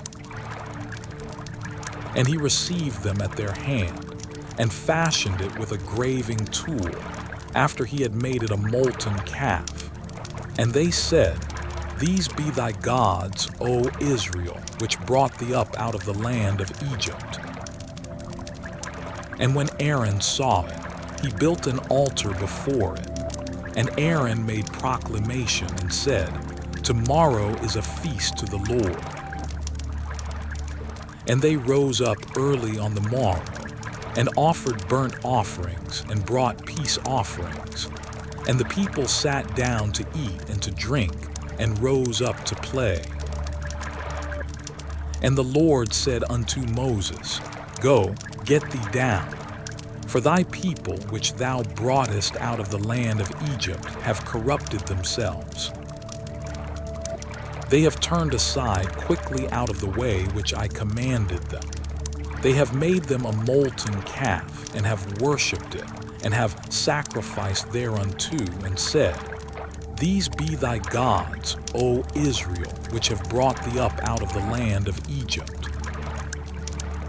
And the Lord said unto Moses, I have seen this people, and behold, it is a stiff-necked people. Now therefore let me alone, that my wrath may wax hot against them, and that I may consume them, and I will make of thee a great nation. And Moses besought the Lord his God, and said, Lord, why doth thy wrath wax hot against thy people, which thou hast brought forth out of the land of Egypt with great power, and with a mighty hand? Wherefore should the Egyptians speak, and say, For mischief did he bring them out, to slay them in the mountains, and to consume them from the face of the earth? Turn from thy fierce wrath, and repent of this evil against thy people. Remember Abraham, Isaac, and Israel, thy servants, to whom thou swarest by thine own self, and saidst unto them, I will multiply your seed as the stars of heaven, and all this land that I have spoken of will I give unto your seed, and they shall inherit it forever. And the Lord repented of the evil which he thought to do unto his people. And Moses turned and went down from the mount, and the 2 tables of the testimony were in his hand. The tables were written on both their sides, On the one side and on the other were they written. And the tables were the work of God, and the writing was the writing of God, graven upon the tables. And when Joshua heard the noise of the people as they shouted, he said unto Moses, There is a noise of war in the camp. And he said, It is not the voice of them that shout for mastery, neither is it the voice of them that cry for being overcome, but the noise of them that sing do I hear. And it came to pass, as soon as he came nigh unto the camp, that he saw the calf and the dancing. And Moses' anger waxed hot, and he cast the tables out of his hands and brake them beneath the mount. And he took the calf which they had made, and burnt it in the fire, and ground it to powder, and strawed it upon the water, and made the children of Israel drink of it. And Moses said unto Aaron, What did this people unto thee, that thou hast brought so great a sin upon them? And Aaron said, Let not the anger of my Lord wax hot. Thou knowest the people, that they are set on mischief. For they said unto me, Make us gods which shall go before us. For as for this Moses, the man that brought us up out of the land of Egypt, we wot not what is become of him. And I said unto them, Whosoever hath any gold, let them break it off. So they gave it me. Then I cast it into the fire, and there came out this calf. And when Moses saw that the people were naked, for Aaron had made them naked unto their shame among their enemies, then Moses stood in the gate of the camp and said, Who is on the Lord's side? Let him come unto me. And all the sons of Levi gathered themselves together unto him. And he said unto them, Thus saith the Lord God of Israel, Put every man his sword by his side, and go in and out from gate to gate throughout the camp, and slay every man his brother, and every man his companion, and every man his neighbor. And the children of Levi did according to the word of Moses. And there fell of the people that day about 3,000 men. For Moses had said, Consecrate yourselves today to the Lord, even every man upon his son and upon his brother, that he may bestow upon you a blessing this day. And it came to pass on the morrow that Moses said unto the people, Ye have sinned a great sin, and now I will go up unto the Lord. Peradventure I shall make an atonement for your sin. And Moses returned unto the Lord and said, Oh, this people have sinned a great sin, and have made them gods of gold. Yet now, if thou wilt forgive their sin, and if not, blot me, I pray thee, out of thy book which thou hast written. And the Lord said unto Moses, Whosoever hath sinned against me, him will I blot out of my book. Therefore now go, lead the people unto the place of which I have spoken unto thee. Behold, mine angel shall go before thee. Nevertheless, in the day when I will visit their sin upon them. And the Lord plagued the people, because they made the calf which Aaron made.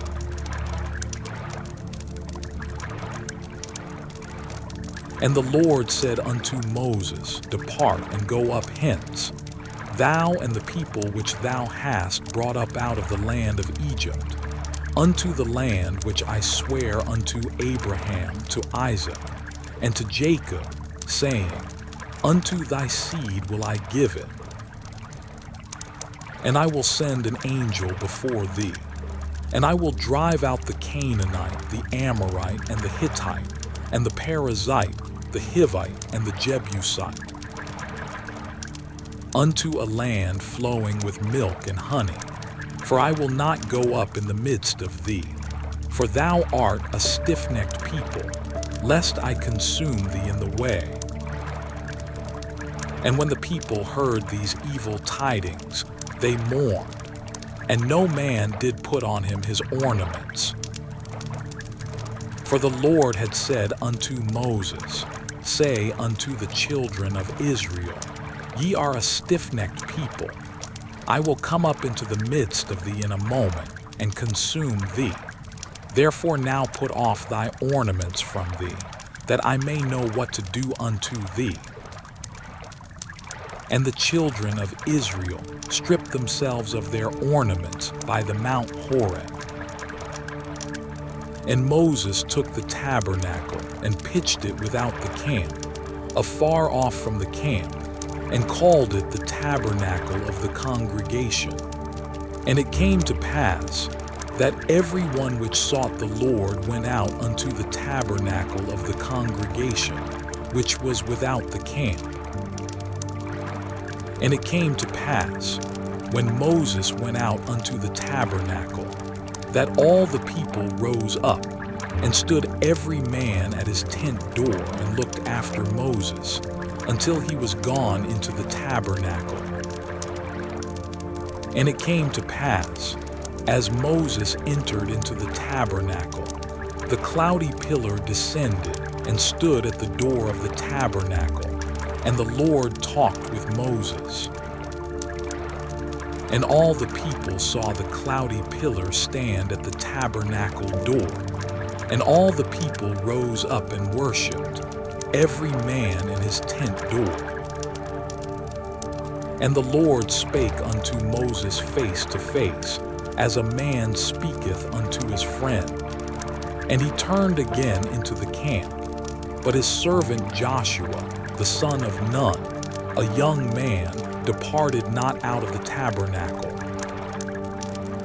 And Moses said unto the Lord, See, thou sayest unto me, Bring up this people. And thou hast not let me know whom thou wilt send with me.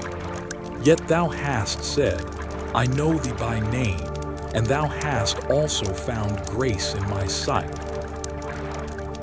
Now therefore, I pray thee, if I have found grace in thy sight, show me now thy way, that I may know thee, that I may find grace in thy sight, and consider that this nation is thy people.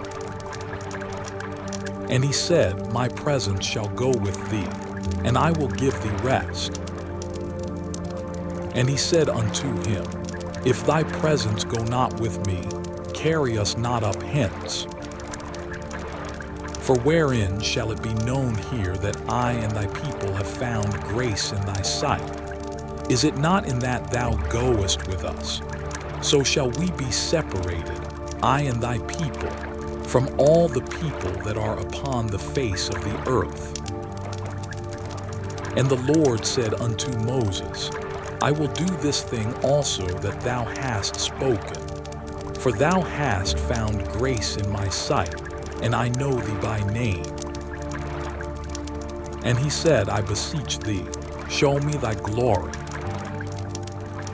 And he said, I will make all my goodness pass before thee, and I will proclaim the name of the Lord before thee, and will be gracious to whom I will be gracious, and will show mercy on whom I will show mercy. And he said, Thou canst not see my face, for there shall no man see me and live.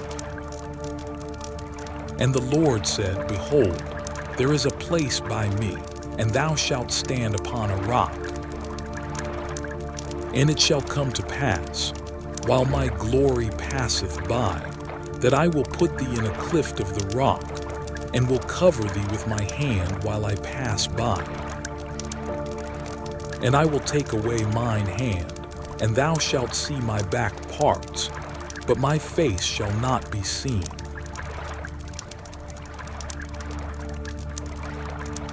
And the Lord said unto Moses, Hew thee 2 tables of stone like unto the first, and I will write upon these tables the words that were in the first tables, which thou breakest.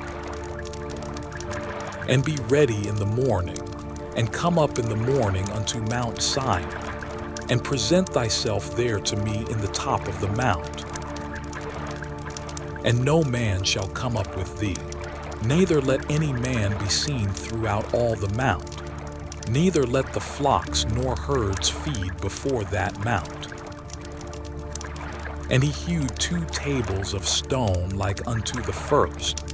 And Moses rose up early in the morning, and went up unto Mount Sinai, as the Lord had commanded him, and took in his hand the 2 tables of stone. And the Lord descended in the cloud, and stood with him there, and proclaimed the name of the Lord. And the Lord passed by before him, and proclaimed, the Lord God, merciful and gracious, long-suffering and abundant in goodness and truth, keeping mercy for thousands, forgiving iniquity and transgression and sin, and that will by no means clear the guilty, visiting the iniquity of the fathers upon the children, and upon the children's children, unto the 3rd and to the 4th generation. And Moses made haste, and bowed his head toward the earth, and worshipped. And he said, If now I have found grace in thy sight, O Lord, let my Lord, I pray thee, go among us. For it is a stiff-necked people, and pardon our iniquity and our sin, and take us for thine inheritance. And he said, Behold, I make a covenant. Before all thy people I will do marvels, such as have not been done in all the earth, nor in any nation. And all the people among which thou art shall see the work of the Lord. For it is a terrible thing that I will do with thee. Observe thou that which I command thee this day. Behold, I drive out before thee the Amorite, and the Canaanite, and the Hittite, and the Perizzite, and the Hivite, and the Jebusite.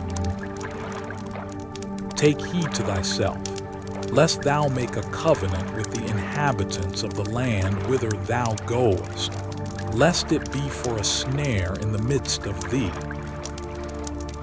But ye shall destroy their altars, break their images, and cut down their groves.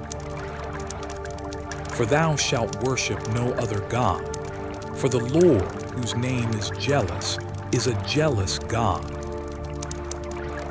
Lest thou make a covenant with the inhabitants of the land, and they go a-whoring after their gods, and do sacrifice unto their gods, and one call thee, and thou eat of his sacrifice. And thou take of their daughters unto thy sons, and their daughters go a-whoring after their gods, and make thy sons go a-whoring after their gods. Thou shalt make thee no molten gods. The feast of unleavened bread shalt thou keep. 7 days thou shalt eat unleavened bread, as I commanded thee, in the time of the month Abib. For in the month Abib thou camest out from Egypt. All that openeth the matrix is mine, and every firstling among thy cattle, whether ox or sheep, that is male. But the firstling of an ass thou shalt redeem with a lamb, and if thou redeem him not, then shalt thou break his neck. All the firstborn of thy sons thou shalt redeem, and none shall appear before me empty. 6 days thou shalt work, but on the 7th day thou shalt rest. In earing time and in harvest thou shalt rest. And thou shalt observe the feast of weeks, of the firstfruits of wheat harvest, and the feast of ingathering at the year's end. Thrice in the year shall all your men children appear before the Lord God, the God of Israel. For I will cast out the nations before thee, and enlarge thy borders. Neither shall any man desire thy land, when thou shalt go up to appear before the Lord thy God thrice in the year. Thou shalt not offer the blood of my sacrifice with leaven, neither shall the sacrifice of the feast of the Passover be left unto the morning. The first of the firstfruits of thy land thou shalt bring unto the house of the Lord thy God. Thou shalt not seethe a kid in his mother's milk. And the Lord said unto Moses, Write thou these words, for after the tenor of these words I have made a covenant with thee and with Israel. And he was there with the Lord 40 days and 40 nights. He did neither eat bread nor drink water. And he wrote upon the tables the words of the covenant, the 10 commandments. And it came to pass, when Moses came down from Mount Sinai with the 2 tables of testimony in Moses' hand, when he came down from the mount, that Moses wist not that the skin of his face shone while he talked with him. And when Aaron and all the children of Israel saw Moses, behold, the skin of his face shone, and they were afraid to come nigh him. And Moses called unto them, and Aaron and all the rulers of the congregation returned unto him, and Moses talked with them. And afterward all the children of Israel came nigh, and he gave them in commandment all that the Lord had spoken with him in Mount Sinai. Until Moses had done speaking with them, he put a veil on his face. But when Moses went in before the Lord to speak with him, he took the veil off until he came out. And he came out and spake unto the children of Israel that which he was commanded.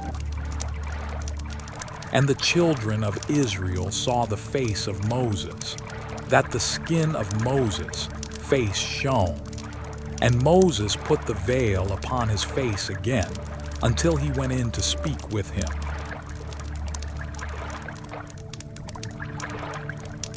And Moses gathered all the congregation of the children of Israel together, and said unto them, These are the words which the Lord hath commanded, that ye should do them.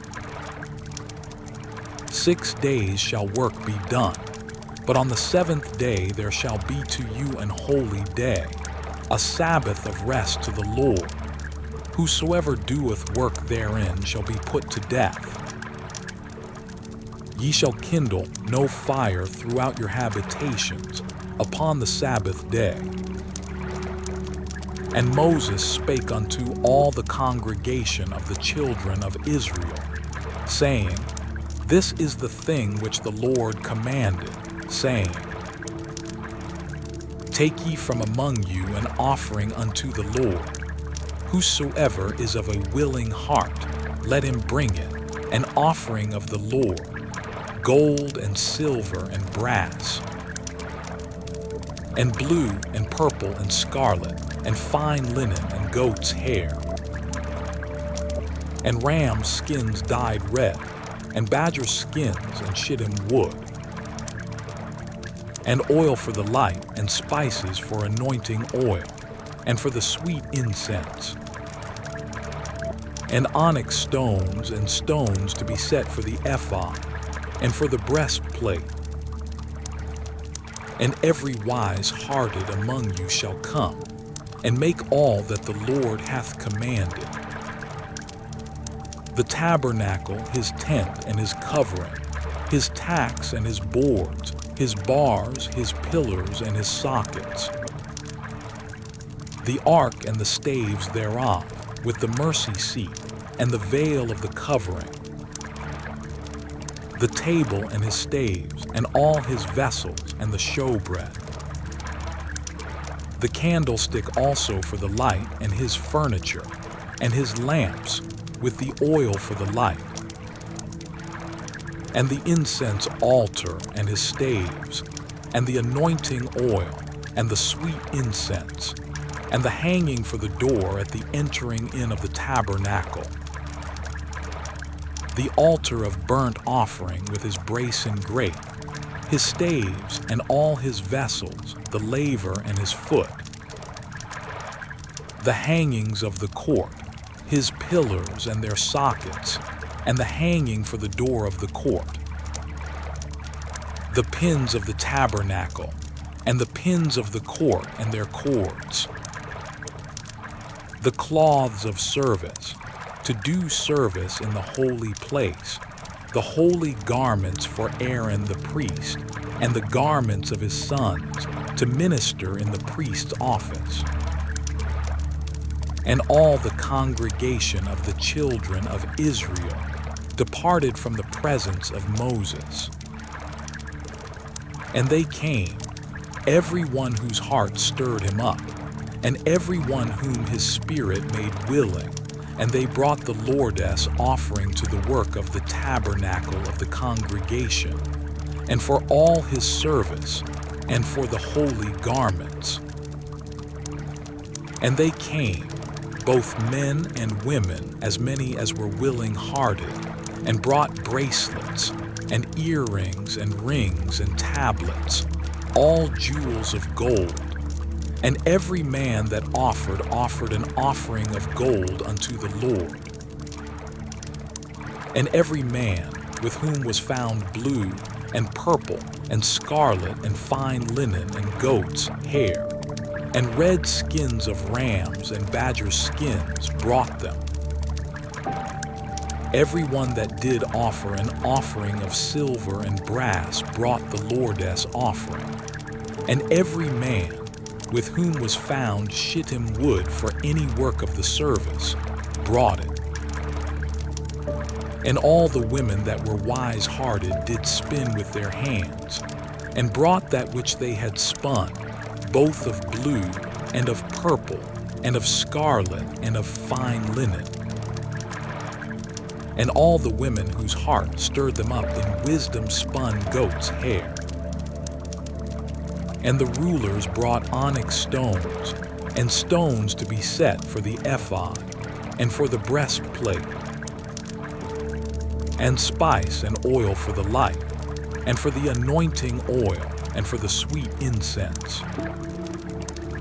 The children of Israel brought a willing offering unto the Lord, every man and woman, whose heart made them willing to bring for all manner of work, which the Lord had commanded to be made by the hand of Moses.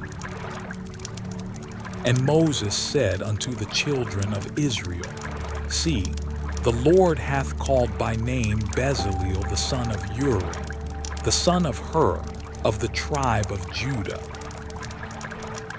And he hath filled him with the Spirit of God, in wisdom, in understanding, and in knowledge, and in all manner of workmanship,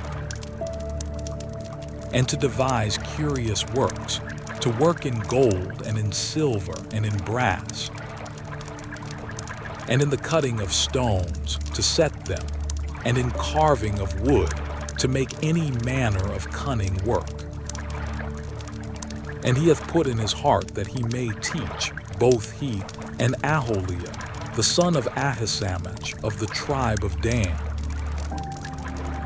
Them hath he filled with wisdom of heart, to work all manner of work, of the engraver, and of the cunning workman, and of the embroiderer in blue, and in purple, in scarlet, and in fine linen, and of the weaver, even of them that do any work, and of those that devise cunning work.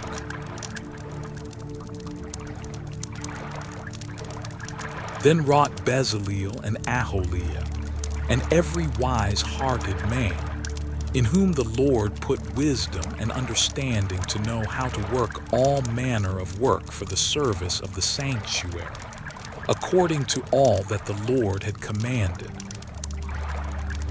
And Moses called Bezaleel and Aholiab, and every wise-hearted man, in whose heart the Lord had put wisdom, even every one whose heart stirred him up to come unto the work to do it. And they received of Moses all the offering, which the children of Israel had brought for the work of the service of the sanctuary, to make it withal. And they brought yet unto him free offerings every morning. And all the wise men that wrought all the work of the sanctuary came every man from his work which they made. And they spake unto Moses, saying, The people bring much more than enough for the service of the work which the Lord commanded to make. And Moses gave commandment, and they caused it to be proclaimed throughout the camp, saying, Let neither man nor woman make any more work for the offering of the sanctuary. So the people were restrained from bringing. For the stuff they had was sufficient for all the work to make it, and too much. And every wise-hearted man among them that wrought the work of the tabernacle made 10 curtains of fine twined linen, and blue, and purple, and scarlet. With cherubims of cunning work made he them. The length of one curtain was 28 cubits, and the breadth of one curtain 4 cubits. The curtains were all of one size.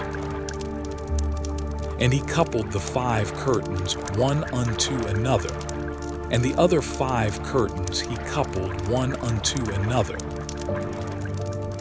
And he made loops of blue on the edge of one curtain from the selvedge in the coupling. Likewise he made in the uttermost side of another curtain, in the coupling of the second. 50 loops made he in one curtain, and 50 loops made he in the edge of the curtain which was in the coupling of the second. The loops held one curtain to another. And he made 50 tacks of gold, and coupled the curtains one unto another with the tacks. So it became one tabernacle. And he made curtains of goat's hair for the tent over the tabernacle. 11 curtains he made them. The length of one curtain was 30 cubits, and 4 cubits was the breadth of one curtain. The 11 curtains were of one size. And he coupled 5 curtains by themselves, and 6 curtains by themselves. And he made 50 loops upon the uttermost edge of the curtain in the coupling, and 50 loops made he upon the edge of the curtain which coupleth the second. And he made 50 tacks of brass to couple the tent together, that it might be one. And he made a covering for the tent of rams' skins dyed red, and a covering of badgers' skins above that. And he made boards for the tabernacle of shittim wood, standing up. The length of a board was 10 cubits, and the breadth of a board 1 cubit and a half. One board had 2 tenons, equally distant one from another. Thus did he make for all the boards of the tabernacle. And he made boards for the tabernacle, 20 boards for the south side southward. And 40 sockets of silver he made under the 20 boards, 2 sockets under one board for his 2 tenons, and 2 sockets under another board for his 2 tenons. And for the other side of the tabernacle, which is toward the north corner, he made 20 boards. And there 40 sockets of silver, 2 sockets under one board, and 2 sockets under another board. And for the sides of the tabernacle westward, he made 6 boards. And 2 boards made he for the corners of the tabernacle in the 2 sides. And they were coupled beneath, and coupled together at the head thereof, to 1 ring. Thus he did to both of them in both the corners. And there were 8 boards, and their sockets were 16 sockets of silver, under every board 2 sockets. And he made bars of shittim wood, 5 for the boards of the one side of the tabernacle, and 5 bars for the boards of the other side of the tabernacle, and 5 bars for the boards of the tabernacle for the sides westward. And he made the middle bar to shoot through the boards from the one end to the other. And he overlaid the boards with gold, and made their rings of gold to be places for the bars, and overlaid the bars with gold. And he made a veil of blue, and purple, and scarlet, and fine twined linen. With cherubims made he it of cunning work. And he made thereunto 4 pillars of shittim wood, and overlaid them with gold. Their hooks were of gold, and he cast for them 4 sockets of silver. And he made an hanging for the tabernacle door of blue, and purple, and scarlet, and fine twined linen, of needlework. And the 5 pillars of it with their hooks, and he overlaid their chapiters and their fillets with gold, but their 5 sockets were of brass. And Bezaleel made the ark of shittim wood. 2 cubits and a half was the length of it, and 1 cubit and a half the breadth of it, and 1 cubit and a half the height of it. And he overlaid it with pure gold within and without, and made a crown of gold to it round about. And he cast for it 4 rings of gold, to be set by the 4 corners of it, even 2 rings upon the one side of it, and 2 rings upon the other side of it. And he made staves of shittim wood, and overlaid them with gold. And he put the staves into the rings by the sides of the ark, to bear the ark. And he made the mercy seat of pure gold. 2 cubits and a half was the length thereof, and 1 cubit and a half the breadth thereof. And he made 2 cherubims of gold, beaten out of 1 piece made he them, on the 2 ends of the mercy seat. 1 cherub on the end on this side, and another cherub on the other end on that side. Out of the mercy seat made he the cherubims on the 2 ends thereof. And the cherubims spread out their wings on high, and covered with their wings over the mercy seat, with their faces one to another. Even to the mercy seatward were the faces of the cherubims. And he made the table of shittim wood.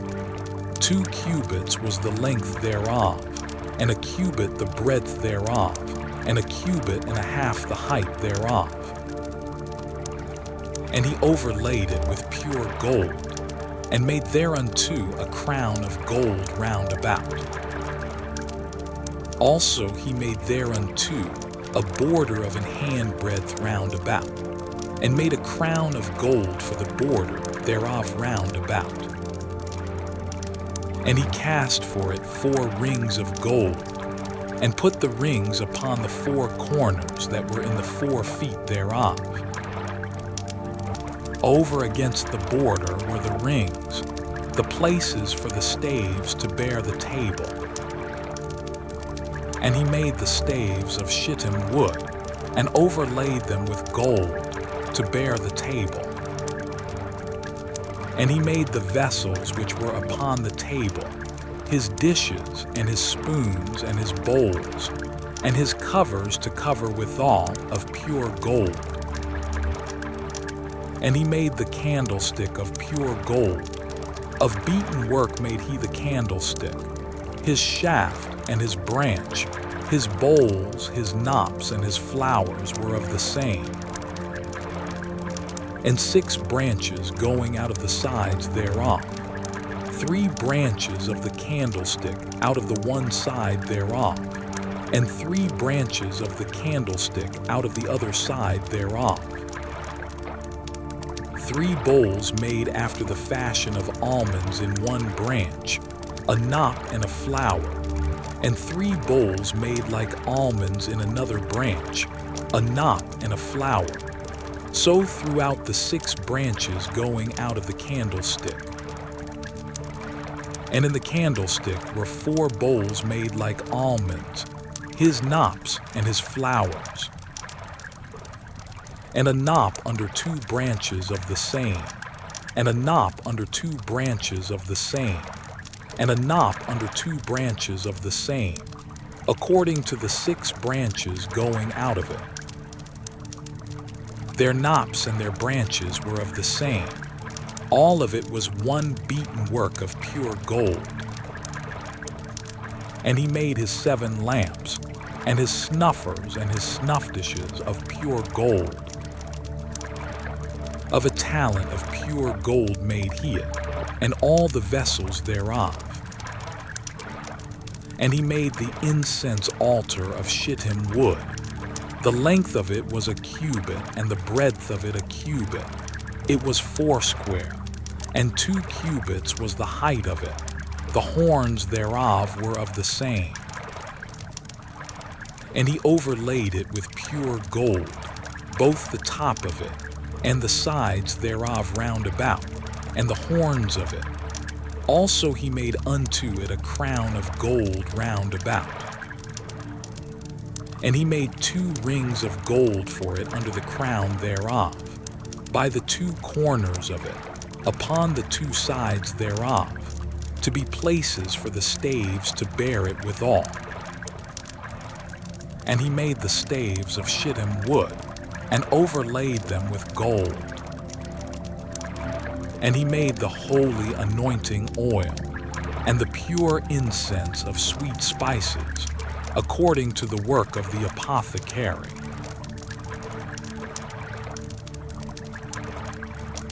And he made the altar of burnt offering of shittim wood.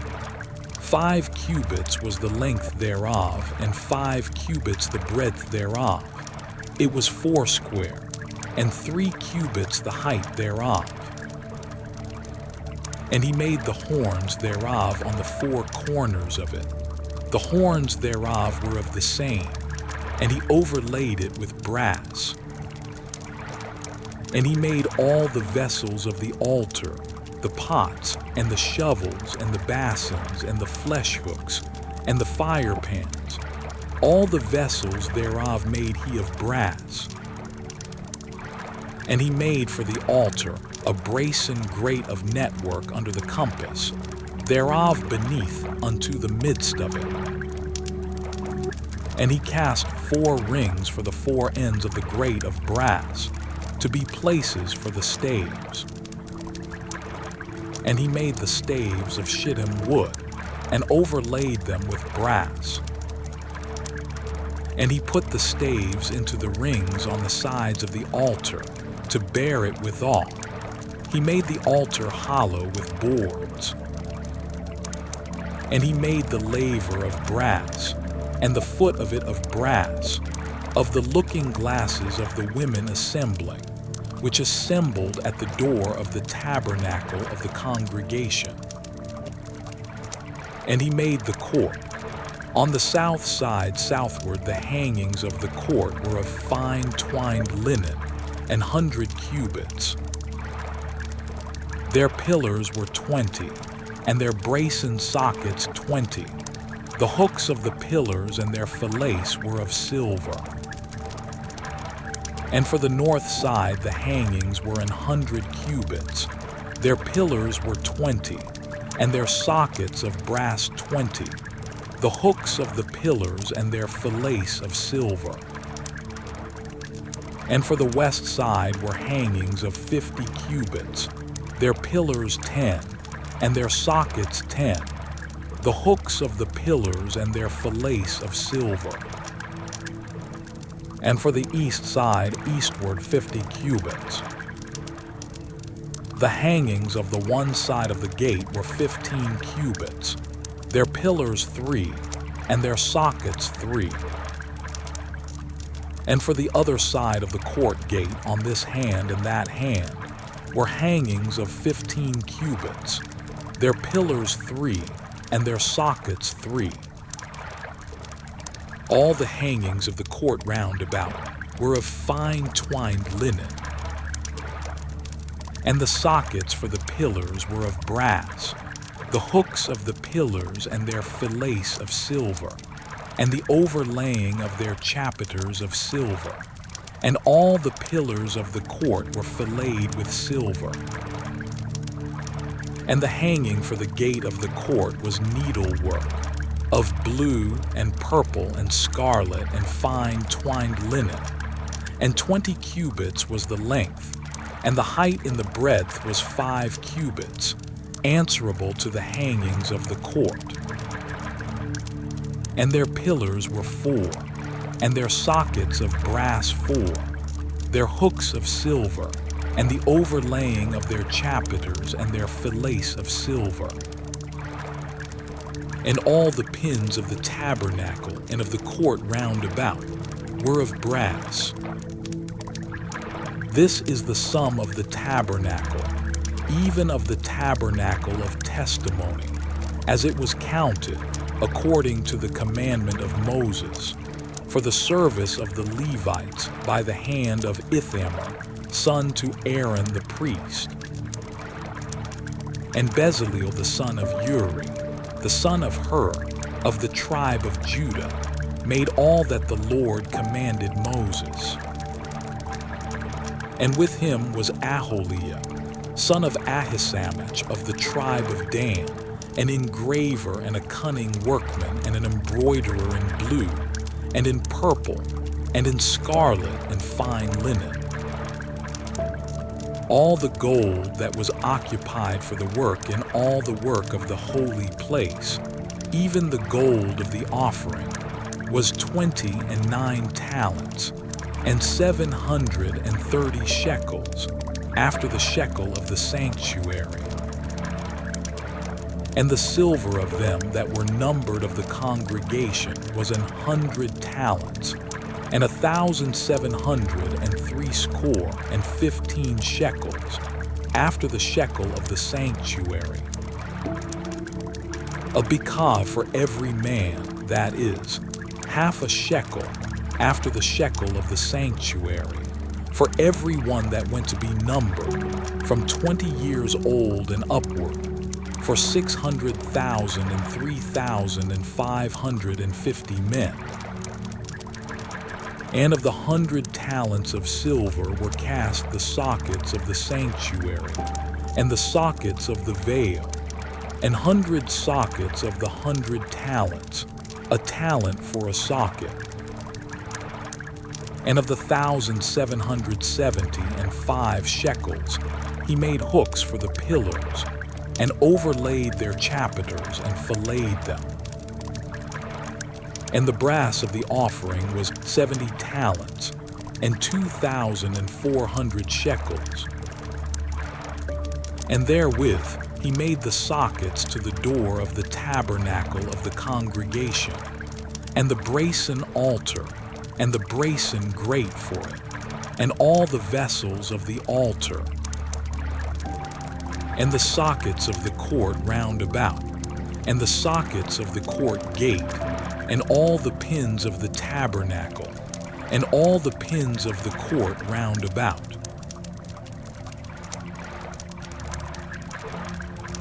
And of the blue and purple and scarlet they made cloths of service, to do service in the holy place, and made the holy garments for Aaron, as the Lord commanded Moses.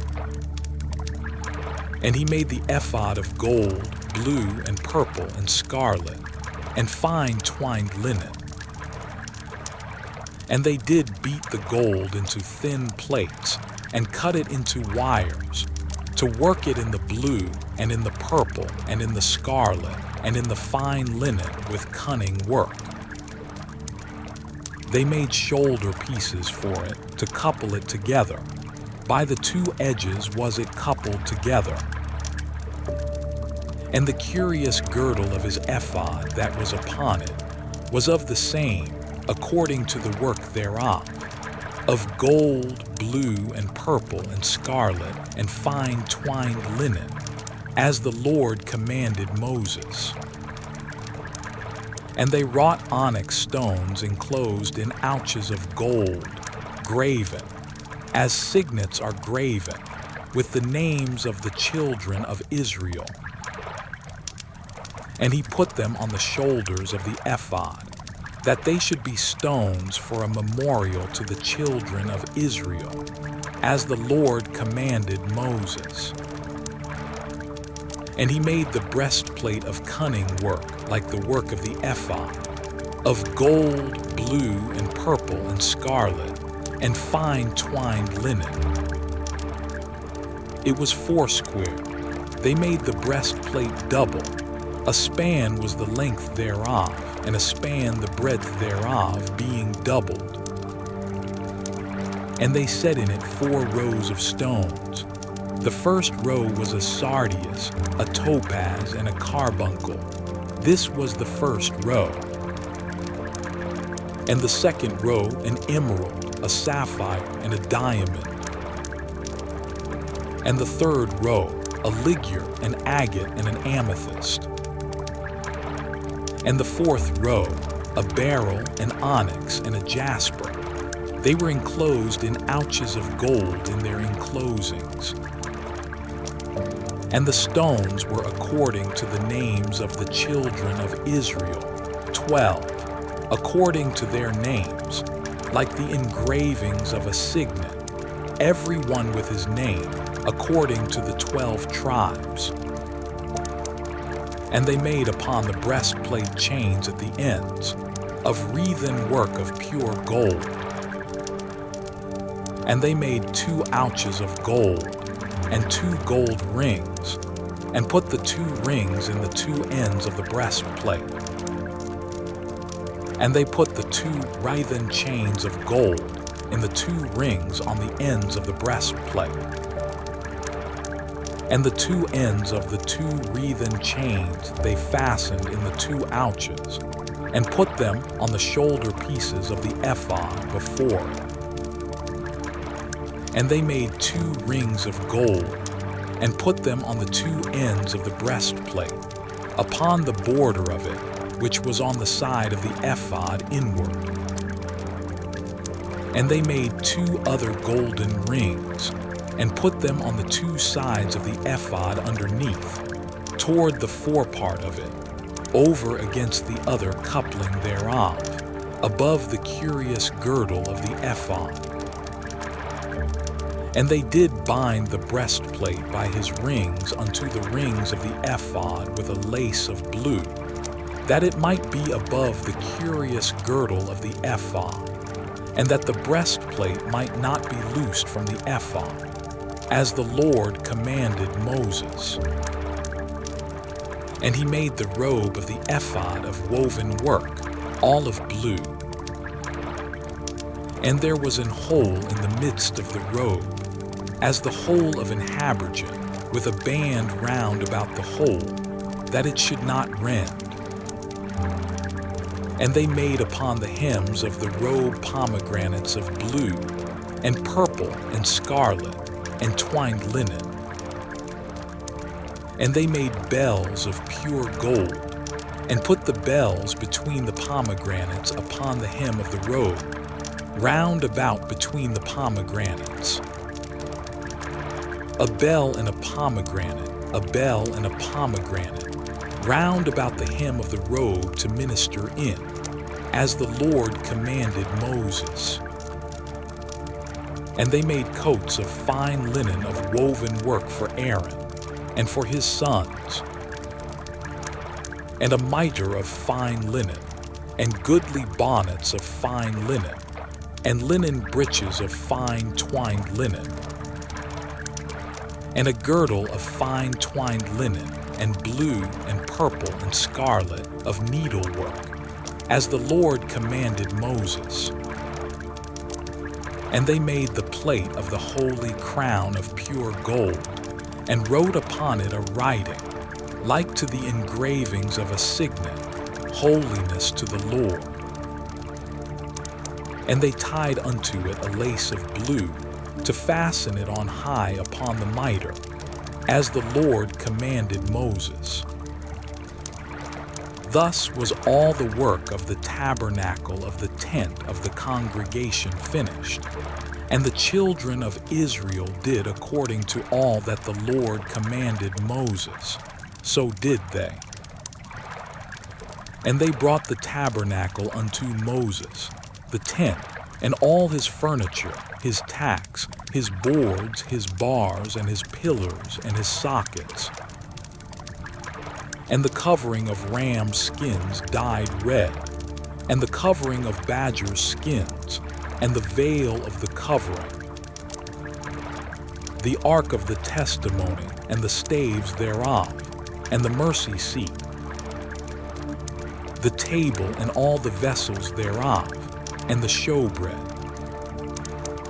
the pure candlestick, with the lamps thereof, even with the lamps to be set in order, and all the vessels thereof, and the oil for light, and the golden altar, and the anointing oil, and the sweet incense, and the hanging for the tabernacle door,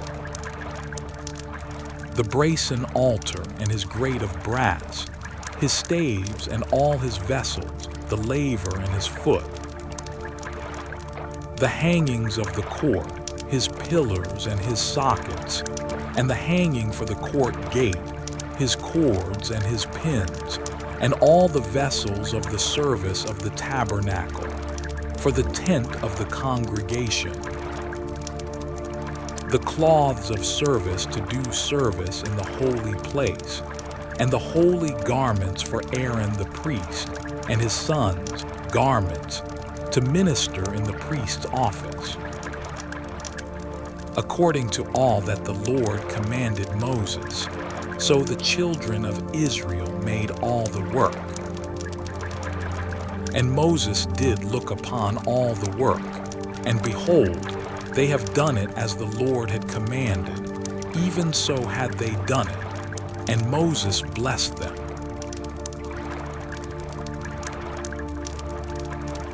And the Lord spake unto Moses, saying, On the first day of the first month shalt thou set up the tabernacle of the tent of the congregation. And thou shalt put therein the ark of the testimony, and cover the ark with the veil. And thou shalt bring in the table, and set in order the things that are to be set in order upon it. And thou shalt bring in the candlestick, and light the lamps thereof.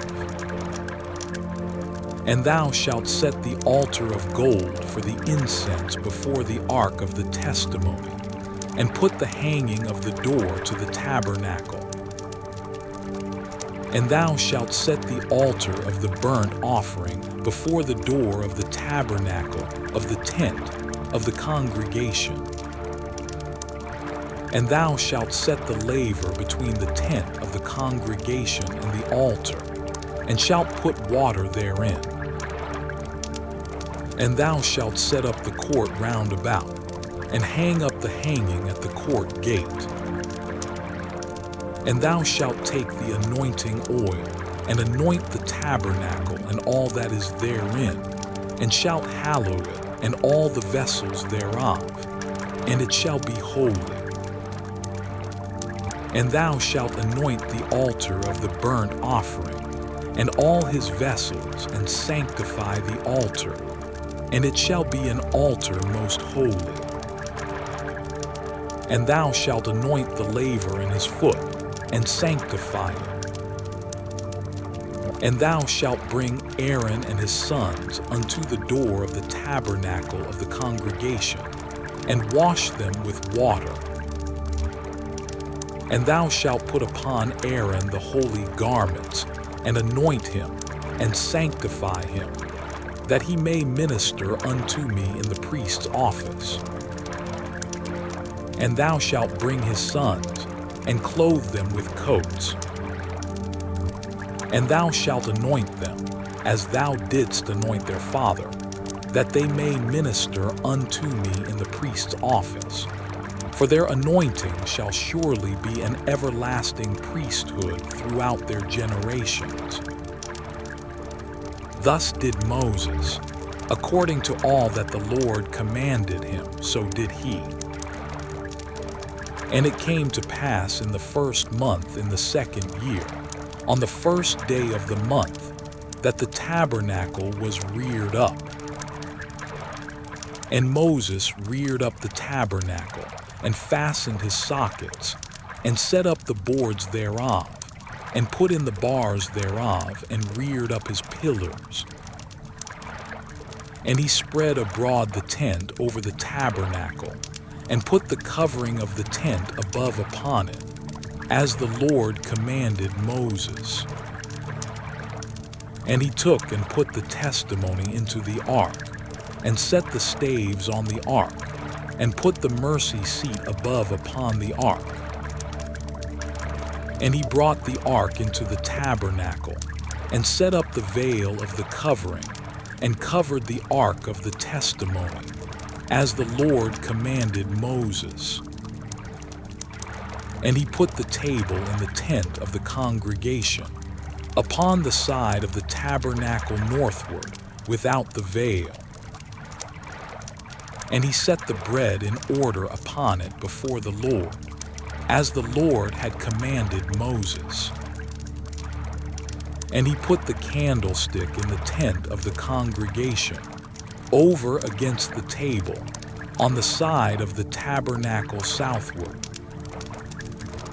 And he lighted the lamps before the Lord, as the Lord commanded Moses. And he put the golden altar in the tent of the congregation before the veil. And he burnt sweet incense thereon, as the Lord commanded Moses. And he set up the hanging at the door of the tabernacle. And he put the altar of burnt offering by the door of the tabernacle of the tent of the congregation, and offered upon it the burnt offering and the meat offering, as the Lord commanded Moses. And he set the laver between the tent of the congregation and the altar, and put water there to wash withal. And Moses and Aaron and his sons washed their hands and their feet thereat. When they went into the tent of the congregation, and when they came near unto the altar, they washed, as the Lord commanded Moses. And he reared up the court round about the tabernacle and the altar, and set up the hanging of the court gate. So Moses finished the work. Then a cloud covered the tent of the congregation, and the glory of the Lord filled the tabernacle. And Moses was not able to enter into the tent of the congregation, because the cloud abode thereon, and the glory of the Lord filled the tabernacle. And when the cloud was taken up from over the tabernacle, the children of Israel went onward in all their journeys. But if the cloud were not taken up, then they journeyed not till the day that it was taken up. For the cloud of the Lord was upon the tabernacle by day, and fire was on it by night, in the sight of all the house of Israel, throughout all their journeys. The day is over now. You did what you could with it. Nothing is required of you tonight, only sleep. I will both lay me down in peace and sleep, For thou, Lord, only makest me dwell in safety. Good night.